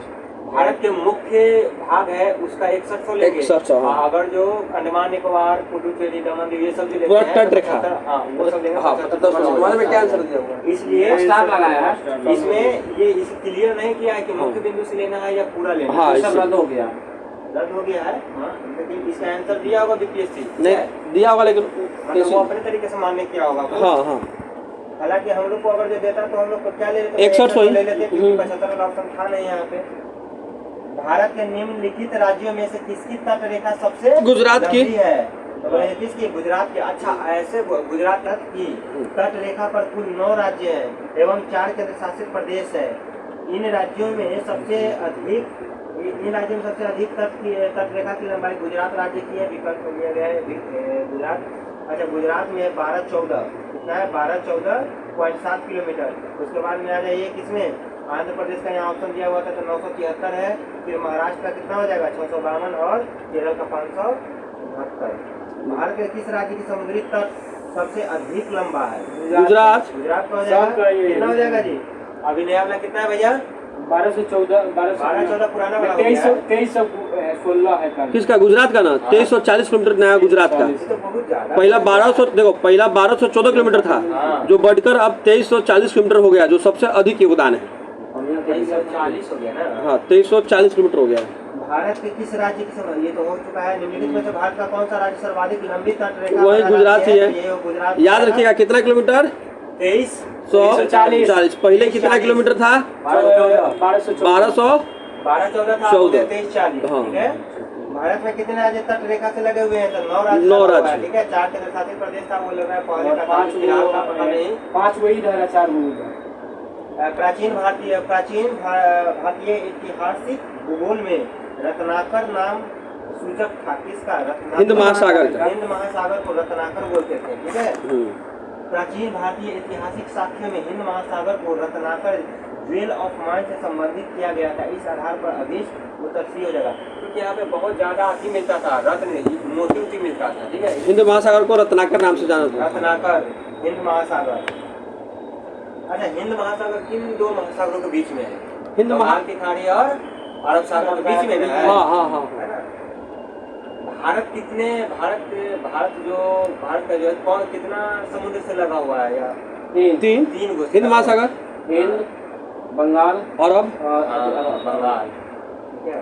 सर्वाधिक तटीय अपर्दन कहाँ पे होता है? अपर्दन हम पूछ रहे हैं। लहरों से। होता है। और देखो ना, जाता लहर मारता काटता। अच्छा, सुनामी नहीं मार दीजिएगा। बहुत बार सोचेगा कि सुनामी आता है तो बहुत काटेगा। और सुनामी एक ही बार ना आता है बहुत। ज्वार भाटा भी से नहीं। हाँ, सॉरी क्या कहते हैं धाराओं उसको? से भी नहीं, लहरों से होता है। जो लहर आता है ना, हाँ, डेली आता है। उसी से काटता है। वो तो हर मिनट पे आता है। नहीं कितना टाइम 12 घंटा 26 मिनट 12 घंटा लहर लहर। अरे वो हो गया ज्वार ज्वार आता है ना जी। लहर तो हर सेकेंड मिनट पे आता है। अरे लहर किसको बोलते जो ऐसे ही से जाता है, ऐसे टकराते रहता है बार बार, समुद्र हिलते रहता है बार उसको लहर। हाँ, वेव टाइप में। और ज्वार अलग हो गया, छोटी ज्वार और लंबी ज्वार, दो टाइप का ज्वार होता है। तटीय अपर्दन में समुद्री लहरों, ज्वार भाटा, धाराओं, सुनामी लहरों तथा मानवीय क्रियाकलापों आदि की प्रमुख भूमिका है। इसमें से सर्वाधिक तटीय अपर्दन लहरों से होता है। लहर लहरा देता है, ठीक है। लहरा है नहीं। एक क्वेश्चन हो गया। 21 को होगी किया, क्वेश्चन का टारगेट है रोज का।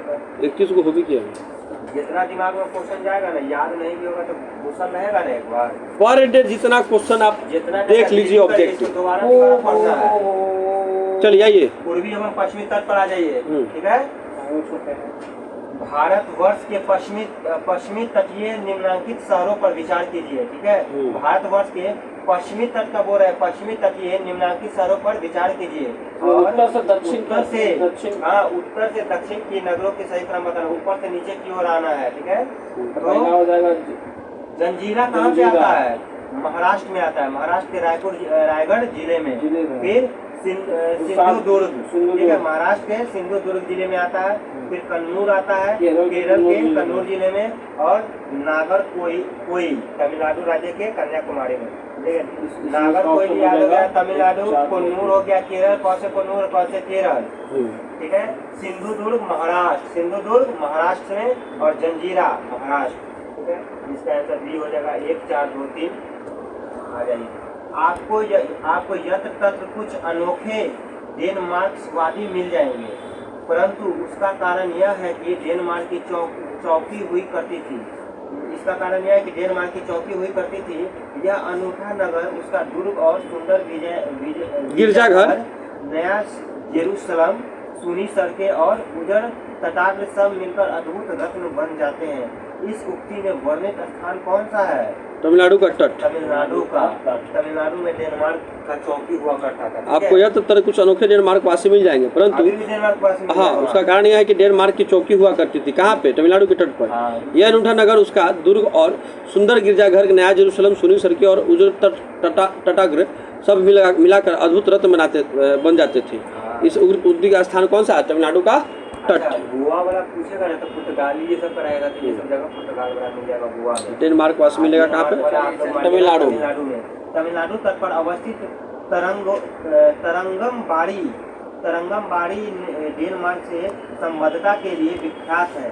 लेकिन तमिलनाडु का जो तरंगमबाड़ी जो है वो है ये इसे डेनमार्क से संबंधित है। न्यू जेरूसलम चर्च जो हो गया, जिरवेन चर्च आदि ये प्रमुख इमारतें हैं जो डेनमार्क निवासियों ने बनाई थी। डेनमार्क निवासी यहाँ 1620 ईस्वी में आए थे और 1845 ईस्वी में डेनमार्क ने यह बस्ती अंग्रेजों को बेच दी थी। 1620 में यहाँ आया था डेनमार्क वासी। 1845 में यह बेच दिया था अंग्रेज से। भारत के तटीय क्षेत्र पर के ये भाग घोषित करते हैं। कौन सा? अंतर्जलीय उच्चावच रेखा। हाँ, जो फोटो दिया हुआ ना, उस फोटो को देख के पकड़ना है, ठीक है। भारत के तटीय क्षेत्र पर ये क्या है? अच्छा, समुद्र तटीय प्रदूषण क्षेत्र है? नहीं। लवण गहनता समन मान रेखा नहीं। वे क्षेत्र जिन तक प्रभुसत्ता का विस्तार नहीं। अंतर्जलीय उच्चावच रेखा। चलिए आगे इसका प्रस्तुत मानचित्र में भारत के तटीय क्षेत्रों समेत सागर की गहराई को प्रदर्शित करने वाली अंतर्जलीय उच्चावच रेखा का चित्रांकन किया गया है, जो क्रमशः तट के सागरीय मीटर की ओर उसकी गहराई से प्रदर्शित करती है। इस आधार पर सागरीय क्षेत्र में 4 प्रमुख उच्चावच मंडल पाए जाते हैं, जो कि महाद्वीपीय किनारे से सागर के गहराई की ओर क्रमशः प्रायद्वीपीय मग्नत, महाद्वीपीय मग्न ढाल, गहरा सागरीय मैदान तथा सागरीय गर्त पाए जाते हैं। चलिए ठीक है। भारत वर्ष के निम्न शहरों पर विचार करें तथा नीचे दिए गए कूट से ज्ञात कीजिए इनमें से कौन सी पश्चिमी तट पर अवस्थित है। पश्चिमी तट पर कौन सा अवस्थित है, तो हम लोग देखेंगे 1 और 2 दिया हुआ है आंसर। जंजीरा महाराष्ट्र में पड़ता है। उडुपी, अच्छा जंजीरा कहाँ अभी पड़ा है? महाराष्ट्र में। महाराष्ट्र में। और उडुपी जो होता है कर्नाटक में। कर्नाटक ये सब जोजिला कहाँ है बताइए? जिला अभी कहाँ है? जोजिला लद्दाख में। लद्दाख में पहले हुआ करता था कश्मीर, लेकिन अभी लद्दाख श्रीनगर को ले से जोड़ती है। जंजीरा महाराष्ट्र के रायगढ़ जिले में है। उडुपी कर्नाटक के उडुपी जिले में है। ओरोविलो तमिलनाडु में पुडुचेरी सीमा पर है, सीमा पर कोरोमंडल तट पर है। अरे ओरोविले में कौन अपना आश्रम बनाए थे? अरविंद घोष। क्या है जब वो अपने 1908 में जब चले गए थे ना, ये बम कांड में जब सबको सजा हुआ था, तो उनको उससे पहले कौन सा थी खोले थे अरविंद घोष? किसके अध्यक्ष थे? 1903 में क्या बनाए थे? ये समिति बनाए थे। कौन समिति?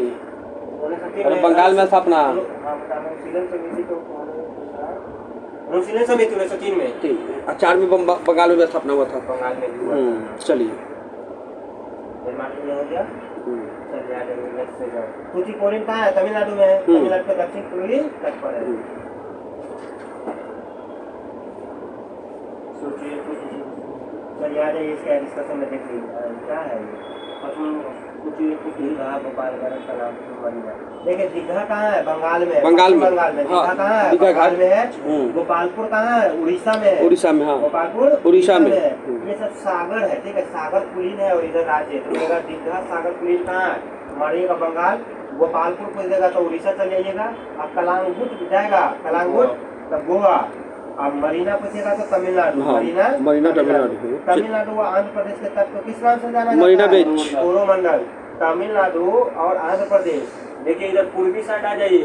पूर्वी साइड में तमिलनाडु और आंध्र प्रदेश के तट को कोरोमंडल तट का विस्तार भारत के दक्षिण प्रायद्वीप के दक्षिण पूर्व में आंध्र प्रदेश के पास डीबी बिंदु यानी कृष्ण डेल्टा के पास से तमिलनाडु के केप कोमोरिन कन्याकुमारी तक है। आंध्र प्रदेश के फॉल्स डीबी बिंदु आंध्र प्रदेश के फॉल्स मतलब होता है झूठा, ठीक है। आंध्रा रहेगा ना, आंध्रा आदमी सब झूठे बात बोलेगा। फॉल्स डीबी बिंदु से लेके तमिलनाडु के केप कोमोरिन तक, ठीक है। तमिलनाडु का समुद्र तट क्या कहलाता है? कोरोमंडल तट। कोरोमंडल तट का विस्तार कहाँ से कहाँ तक है? आंध्र प्रदेश से तमिलनाडु तक। सरकार तट किसको बोलते हैं? ये उड़ीसा वाले को। अच्छा, कोंकण तट। कोंकण, ये कोंकण भी बोलते हैं भैया। गोवा को, ठीक। मालाबार तट, केरला कर्नाटक। चलिए, भारत के कांडला कहाँ है बताइए? कांडला, हाँ, कांडला गुजरात में है।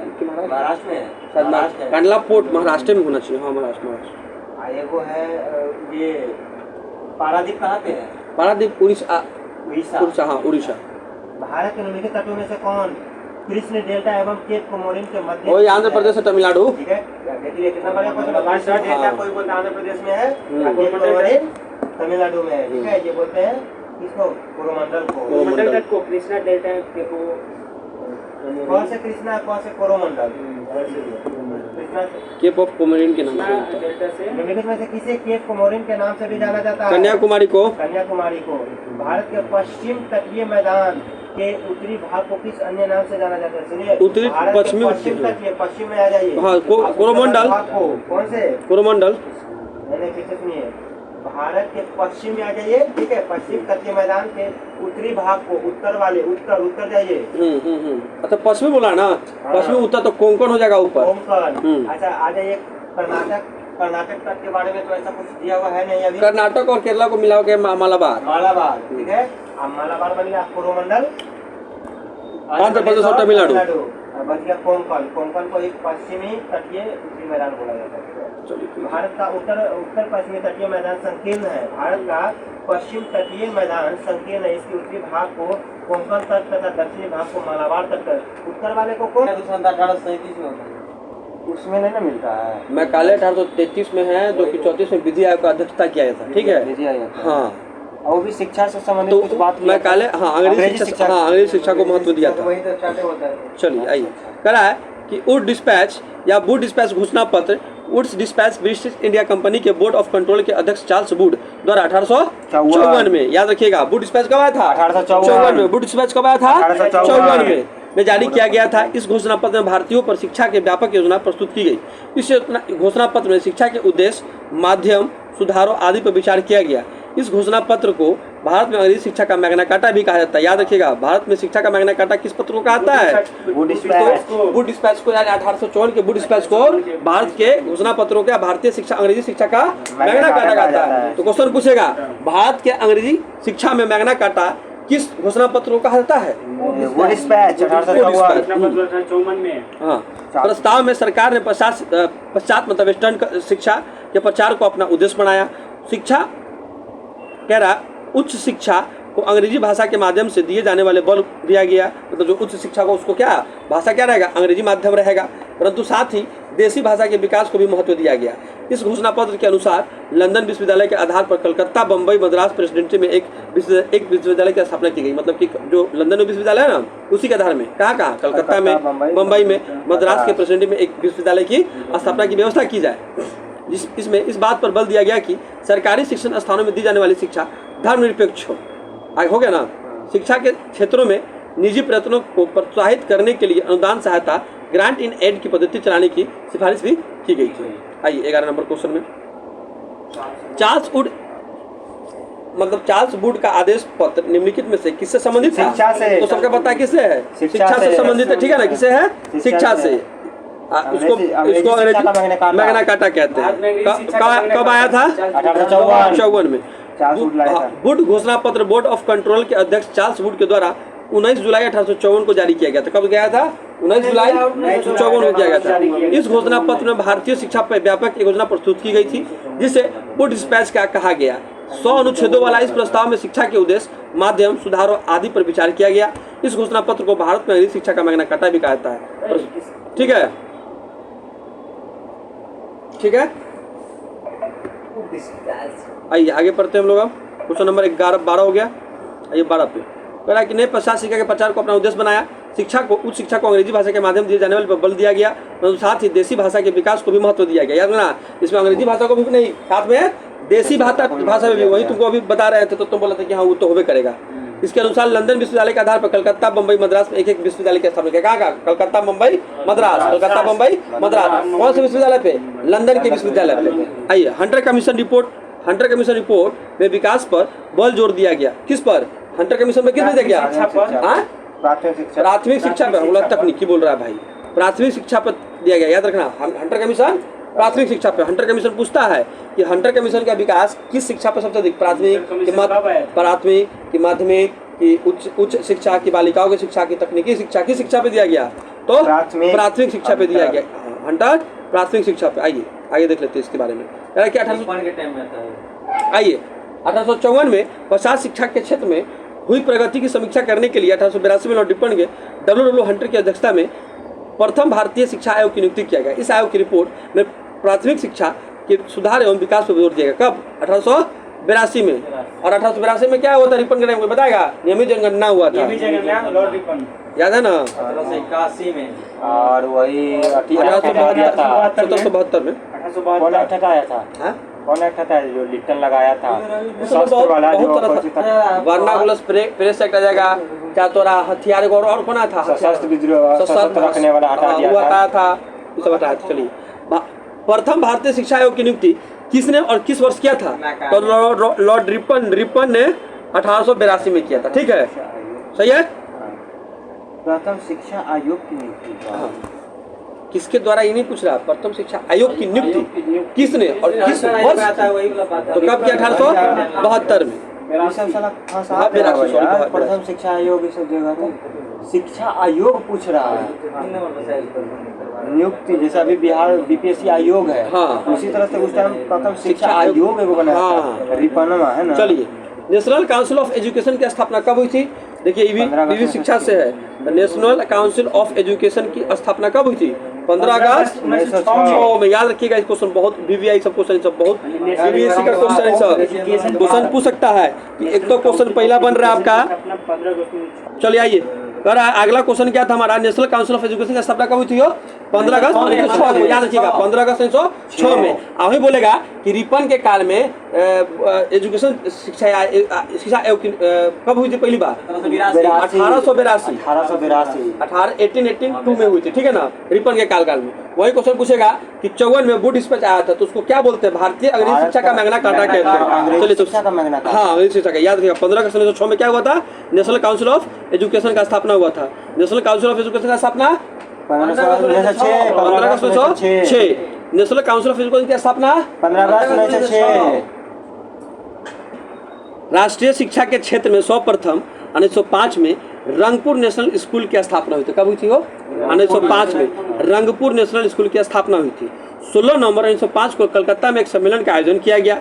इस सम्मेलन में राष्ट्रीय साहित्यिक, वैज्ञानिक और तकनीकी शिक्षा देने के लिए राष्ट्रीय शिक्षा परिषद मतलब नेशनल काउंसिल ऑफ एजुकेशन की स्थापना करने का फैसला हुआ, जो 15 अगस्त 1906 को राष्ट्रीय शिक्षा परिषद की स्थापना की गई। तो वही क्वेश्चन हो गया, बोलेगा कि हाँ, बोलेगा कि राष्ट्रीय शिक्षा मतलब नेशनल काउंसिल ऑफ एजुकेशन का स्थापना कब हुआ था? 15 अगस्त 1906 को। तो क्या हुआ था? तो उसमें कौन कौन शिक्षा? साहित्यिक शिक्षा, वैज्ञानिक शिक्षा और तकनीकी शिक्षा देने के लिए सम्मेलन हुआ था। कि मतलब कि अगर आप स्कूल तो बना दिए हैं, कहाँ? रंगपुर नेशनल स्कूल की स्थापना कब हुई थी? 1905 में। सर्वप्रथम रंगपुर में हुई थी। और उसके बाद कब हुआ था? कलकत्ता में भी हुआ था एक सम्मेलन, जिसमें क्या कहा गया? जो राष्ट्रीय स्तर पे साहित्यिक शिक्षा दीजिएगा बच्चों को, वैज्ञानिक शिक्षा मतलब कि साइंटिफिक शिक्षा दीजिएगा, टेक्निकल मतलब IIT, इंजीनियरिंग सब शिक्षा तो दीजिएगा, तकनीकी तो शिक्षा दीजिएगा। ये सब शिक्षा के लिए एक काउंसिल होगा ना भाई। जैसे आज भी देखते हो मेडिकल काउंसिल ऑफ इंडिया होता है ना, मेडिकल वालों के लिए, नॉन टेक्निकल वालों के लिए एक UGC होता है, और मतलब अलग अलग स्कूल होता है ना जी। इंजीनियरिंग वालों के लिए टेक्निकल व्यवस्था अलग होता है, सबका अलग अपना अपना परिषद होता है, काउंसिल होता है। तो वही बात वहाँ भी कहा गया था। तो रंगपुर में तो एक स्कूल का नेशनल काउंसिल व्यवस्था कर दिया गया, लेकिन जब सम्मेलन हुआ तो सम्मेलन में कहा गया कि आप जो साहित्यिक शिक्षा दीजिएगा, वैज्ञानिक शिक्षा दीजिएगा, तकनीकी शिक्षा दीजिएगा, इस सब के लिए काउंसिल होना चाहिए ना जी। तो वही काउंसिल का स्थापना कब हुआ? 15 अगस्त 1906 को। क्या नाम था उसका? National council of education. National council of education 15 अगस्त 1906 को। क्या स्थापना होता पता क्या? आइए अब कह रहा है सैडलर आयोग संबंधित था किससे? शिक्षा से। सैडलर आयोग शिक्षा से, वुड डिस्पैच शिक्षा से। एक और क्या था? रिपन वाला हंटर कमीशन भी शिक्षा, हाँ हाँ, हंटर कमीशन भी शिक्षा से था, और सैडलर आयोग भी शिक्षा से, ठीक है ना, सबको पता है। चलिए आगे बढ़ते हैं।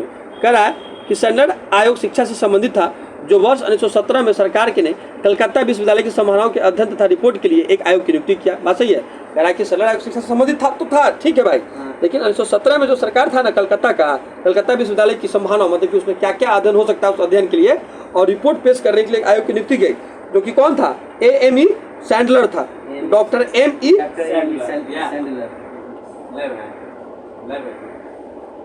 ME सैडलर था, जो लीड्स विश्वविद्यालय के उप कुलपति थे, मतलब कि वाइस चांसलर थे। किस विश्वविद्यालय के? लीड्स विश्वविद्यालय के उप कुलपति थे। यह इसके अध्यक्ष नियुक्त किए गए। इस आयोग का मतलब जो कुलपति थे ना, किसके अध्यक्ष? सैडलर आयोग के। यह विचार था कि यदि विश्वविद्यालय शिक्षा का सुधार करना है तो माध्यमिक शिक्षा का सुधार आवश्यक है। किसका? माध्यमिक शिक्षा का आवश्यक सुधार होगा तभी जाके उच्च शिक्षा का सुधार हो सकता है। इसने वर्ष 1904 की विश्वविद्यालय अधिनियम में कड़ी निंदा की और कहा, यह भी बताया कि इससे कॉलेज और विश्वविद्यालय शिक्षा का ठीक समन्वय नहीं हो सकता है। मतलब कहा कि भैया आप तो अगर उच्च शिक्षा के लिए चाहे विश्वविद्यालय शिक्षा को अगर सुधारना है तो आप माध्यमिक को सुधार ले तो आपका उच्च शिक्षा सुधर जाएगा।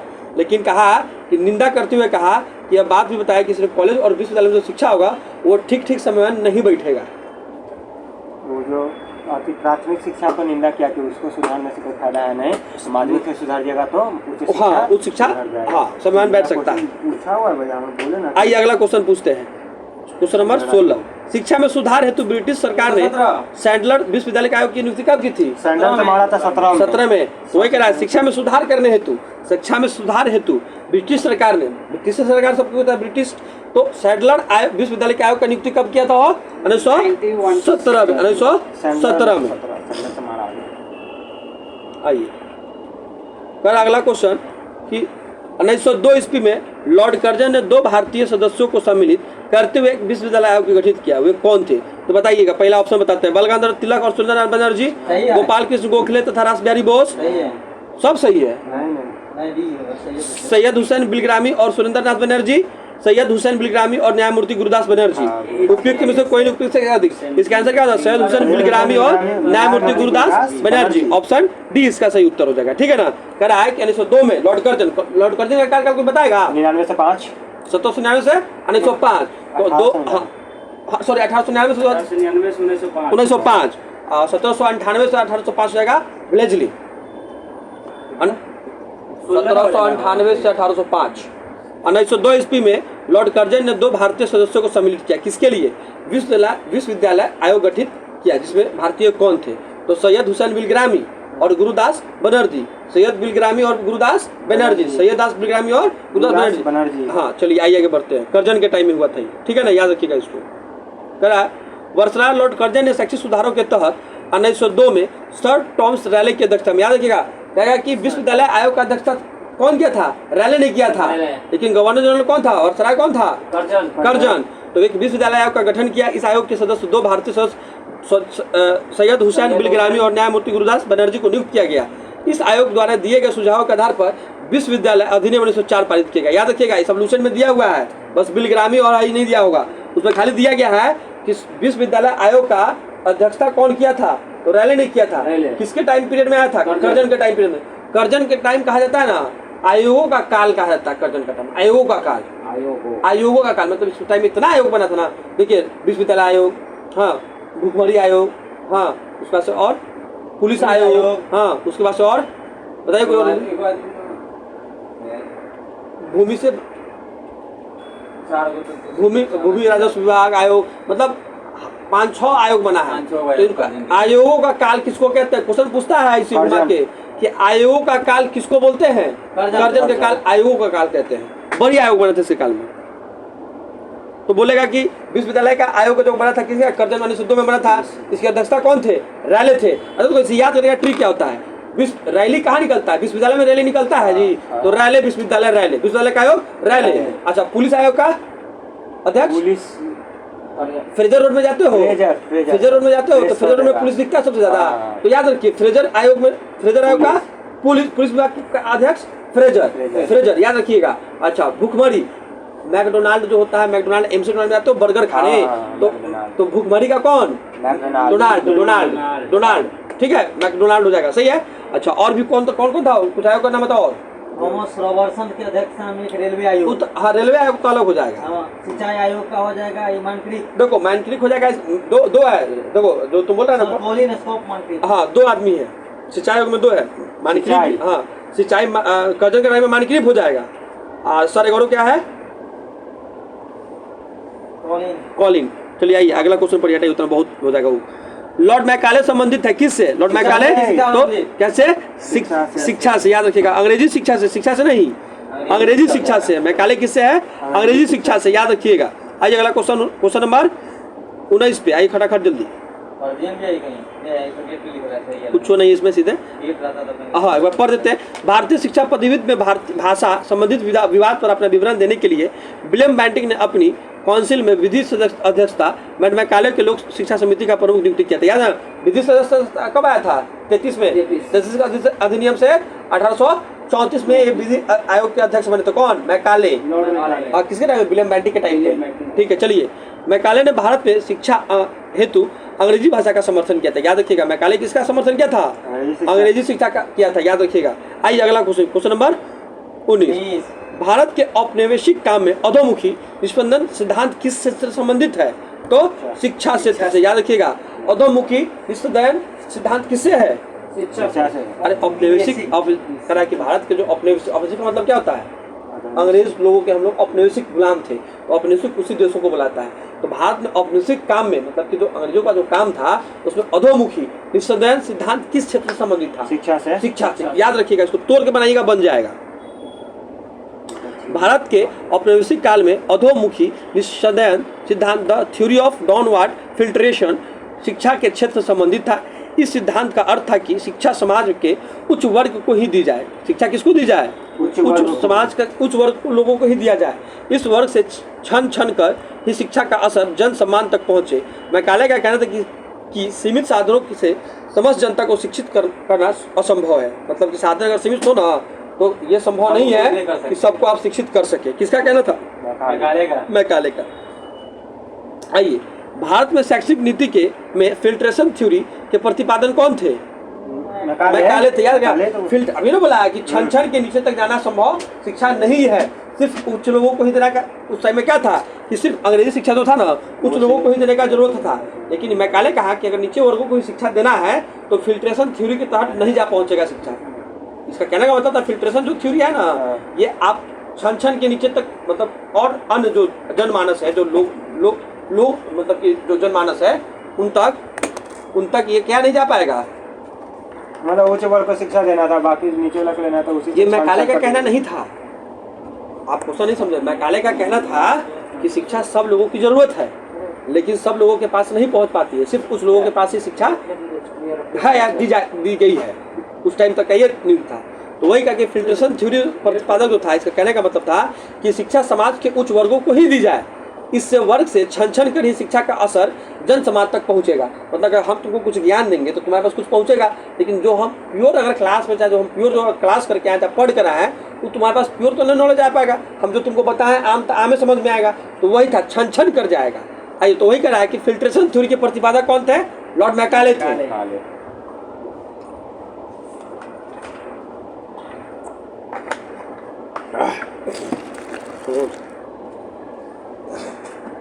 आइए, अगला क्वेश्चन वो देखते हैं अब इसी क्रम में।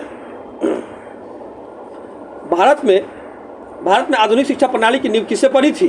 तो याद रखिएगा, बताया तो कुछ दिन पहले 1835 के मैकाले के स्मरण पत्र से। अरे मैकाले नहीं आएगा, 33 में आयोग बना, कौन आयोग? विधि आयोग। और 34 में अध्यक्ष बना, किसके कार्यकाल में? William Bentinck. और 35 में मैकाले के स्मरण पत्र क्या हुआ? आधुनिक शिक्षा का प्रणाली का नींव पड़ा था। याद रखिएगा, पूछेगा भारत में आधुनिक शिक्षा प्रणाली की नींव किससे पड़ी थी? 1835 के मैकाले के स्मरण पत्र से। याद रखिएगा इस चीज को। आइए, अगला क्वेश्चन है कि भारत में आधुनिक शिक्षा प्रणाली की नींव 1835 में मैकाले के स्मरण पत्र रिमाइंडर से पड़ी थी।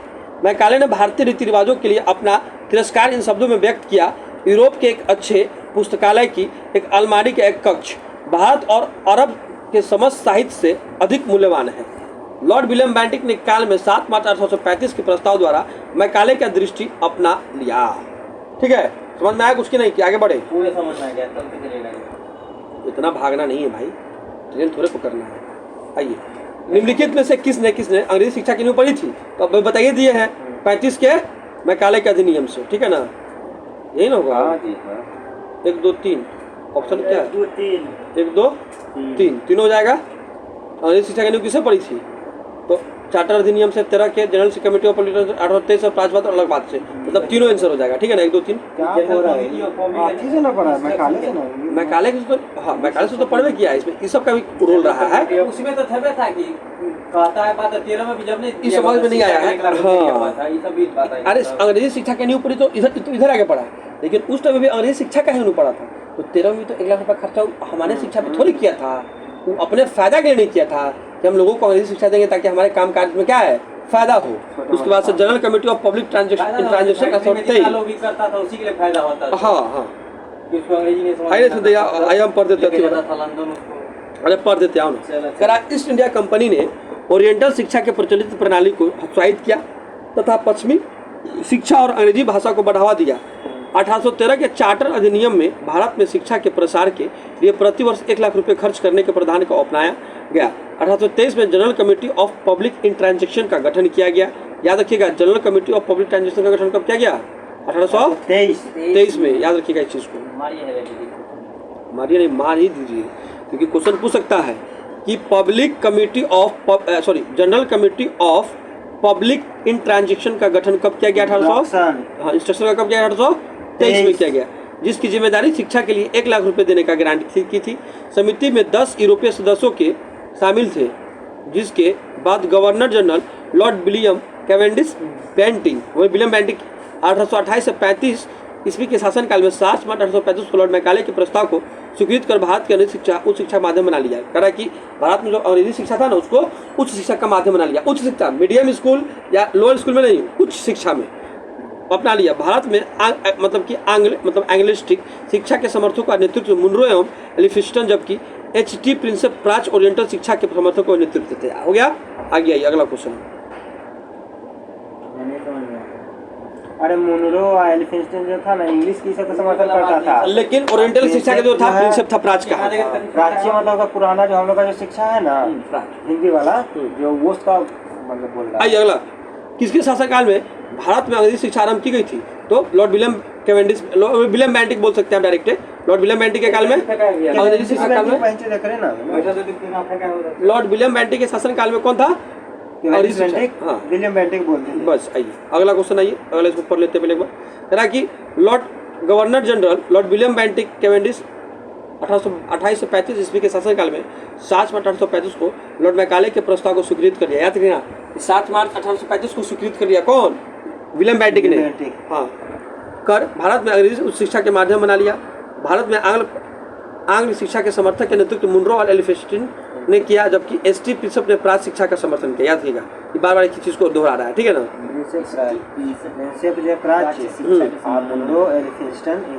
इंग्लिश, ठीक है। प्राच या प्रिंसेप याद हो ना, प्रिंसेप प्राच।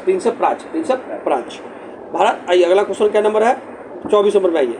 भारत में प्रथम 3 विश्वविद्यालय कलकत्ता, मद्रास, मुंबई की स्थापना कब की गई थी? 1881 में। याद रखिएगा कब की गई थी? 1881 में की थी। भारत में प्रथम 3 विश्वविद्यालय कलकत्ता, मद्रास, मुंबई की स्थापना कब की गई थी? 81। और किस विश्वविद्यालय के तर्ज पर? लंदन विश्वविद्यालय के तर्ज पर। किस विश्वविद्यालय के तर्ज पर? लंदन विश्वविद्यालय के तर्ज पर कलकत्ता, मुंबई, मद्रास में विश्वविद्यालय की स्थापना कब की गई थी? 1881।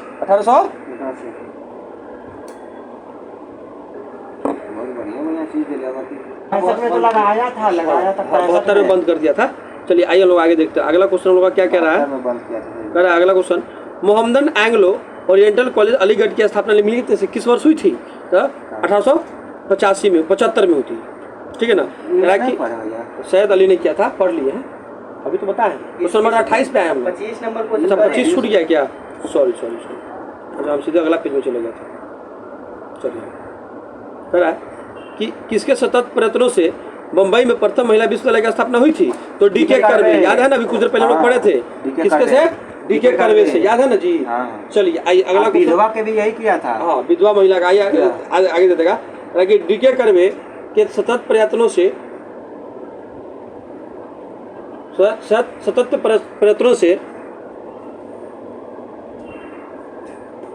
1916 में बम्बई में महिला विश्वविद्यालय की स्थापना हुई थी। कहाँ हुई था? बम्बई में। याद रखिएगा कि पहला जो बच्ची डीके कर्वे के सतत प्रयत्नों से बम्बई में पहला महिला विश्वविद्यालय की स्थापना 1916 में। ये महाराष्ट्र के समाज सुधारक एवं सामाजिक कार्यकर्ता थे। इन्होंने विधवाओं के उत्थान के लिए विधवा विवाह प्रतिबंध निवारक मंडली भी स्थापना किया था। क्या था? विधवा विवाह मंडली भी स्थापना किया था, ठीक है ना? स्थापना 1896 ईस्वी में उन्होंने पुणे में विधवागिरी की स्थापना किया था। याद रखना, ये बहुत इंपॉर्टेंट है कि पुणे में विधवागिरी का स्थापना कब किया था? 1896 में। कब किया था? 1896 में। याद रखिएगा, कह रहा है कि विधवा 96। हाँ, विधवा हो गई 96 वर्ष की। पुणे में 1916 में कर दिया था। जानते हैं महिला विश्वविद्यालय का महिला विश्वविद्यालय का स्थापना 1916 में कर दिया था। 1916 में बीएचयू का भी स्थापना हो गया था। 1916 में पटना हाई कोर्ट का भी स्थापना हो गया था। 1916 में 1912 में जाकर महिला विश्वविद्यालय का भी स्थापना कर दिया था। महिला विश्वविद्यालय, महिला विश्वविद्यालय का स्थापना। भारत का, बिहार का क्या है? राष्ट्रीय पशु कुबर वाला बैल, पक्षी, गौरैया। स्थापना 22 में, 12 में। उन्होंने स्वयं 1912 उन्होंने स्वयं एक ब्राह्मणी विधवा से विवाह किया था। वर्ष 1958 में इन्होंने भारत रत्न प्रदान किया। ये लिख लेना भाई, भारत रत्न कब मिला था डीके कर्वे को? 1958 में। 1958 में भारत रत्न दिया गया था। अच्छा बताइए, जो विधवा गृह जो बनाया था विधवा के लिए घर, वो कब बनाया था? 1896 में। 1896 में कांग्रेस अधिवेशन कौन किया था? विश्वनारायण धर नहीं, रहमतुल्लाह सैनी। हाँ, रहमतुल्लाह सैनी। अच्छा, उसमें हुआ क्या था? पहली बार गाना गाया गया था वंदे मातरम। ठीक है, सब लूशन में याद किया बस उतना ही। यहाँ पे पढ़ते हैं तो यहाँ से कब यहीं से हो जाता यार। अरे हमको भैया याद था, स्टार्टिंग में पूछ लो भैया से। अरे तुम लोग पढ़वे नहीं करते तो नहीं होगा। वो जब पेजवन ऐसे से पढ़ाते हैं ना, तो पेजवन में से याद अभी रह जाता है। अभी नया है ना, वर्षा के बाद में भुला गया, लेकिन अभी याद हो जाता है। चलिए आइए, हो गया। अब अगला क्वेश्चन लोग करते हैं। डीके कर्वे के बारे में सब याद कर लीजिए लोग, बहुत इंपॉर्टेंट है डीके कर्वे। डीके कर्वे 16 में हो गया भैया। हम्म। अथी विश्वविद्यालय खोला था महिला के लिए पहला, हाँ 16 में। और उसके बाद से 96 में खोला था। विधवा 1800 गिरा। पुणे में खोला था विधवा गिरी की स्थापना 96 में। मुंबई में खोला था अथिया कॉलेजवा। हाँ हाँ हाँ, पूना में खोल दिया था विधवा गिरी। भारत रत्न दिया था डीके कर्वे को कब? 1958 में। चलिए कोई घटना हुआ था बढ़िया। 58 हाँ 57 DRDO की स्थापना हुआ था। चलिए हाँ, DRDO का स्थापना। DRDO का स्थापना। हाँ, डेक्कन एजुकेशन सोसाइटी की स्थापना कौन संबंधित है? तो बीजी तिलक साहब है। डेक्कन सोसाइटी से कौन संबंधित है? 1880। हाँ 1880 में किया था इन्होंने। कब किया था? 1880 में। आइए अब आगे देखते हैं, एक बार पढ़ लेते हैं। Deccan society, Deccan educational society की स्थापना 1880 में मूलतः न्यू इंग्लिश स्कूल के प्रारंभ के साथ पुणे में की गई थी। 1884 ईस्वी में डेक्कन सोसाइटी एजुकेशन सोसाइटी औपचारिक रूप से गठित की गई। इस संस्था के संस्थापकों में विकेट चिपलुकर, बीजी तिलक, MB नाम जोशी, बाल गंगाधर तिलक, गोपाल गणेश अगरकर प्रमुख थे। जस्टिस रनाडे इस सोसाइटी के संस्थापक नहीं बल्कि इसके 5 संरक्षकों में से एक थे। ठीक है, तो डेक्कन सोसाइटी स्थापना कौन किया था? बीजी तिलक, बाल गंगाधर तिलक, याद रखिएगा। चलिए अगला क्वेश्चन हम लोग आते हैं। स्थापना इन्हीं किया हुआ था, सदस्य था। निम्नलिखित कॉलेजों में सर्वप्रथम किसकी स्थापना हुई थी? तो हिंदू कॉलेज कलकत्ता की। हिंदू कॉलेज कलकत्ता की, ठीक है ना। मेयो कॉलेज कहाँ, कोई बताएगा? मेयो पंजाब में, राजस्थान में। कब स्थापना हुआ था? मेयो के टाइम में लॉर्ड मेयो 1872।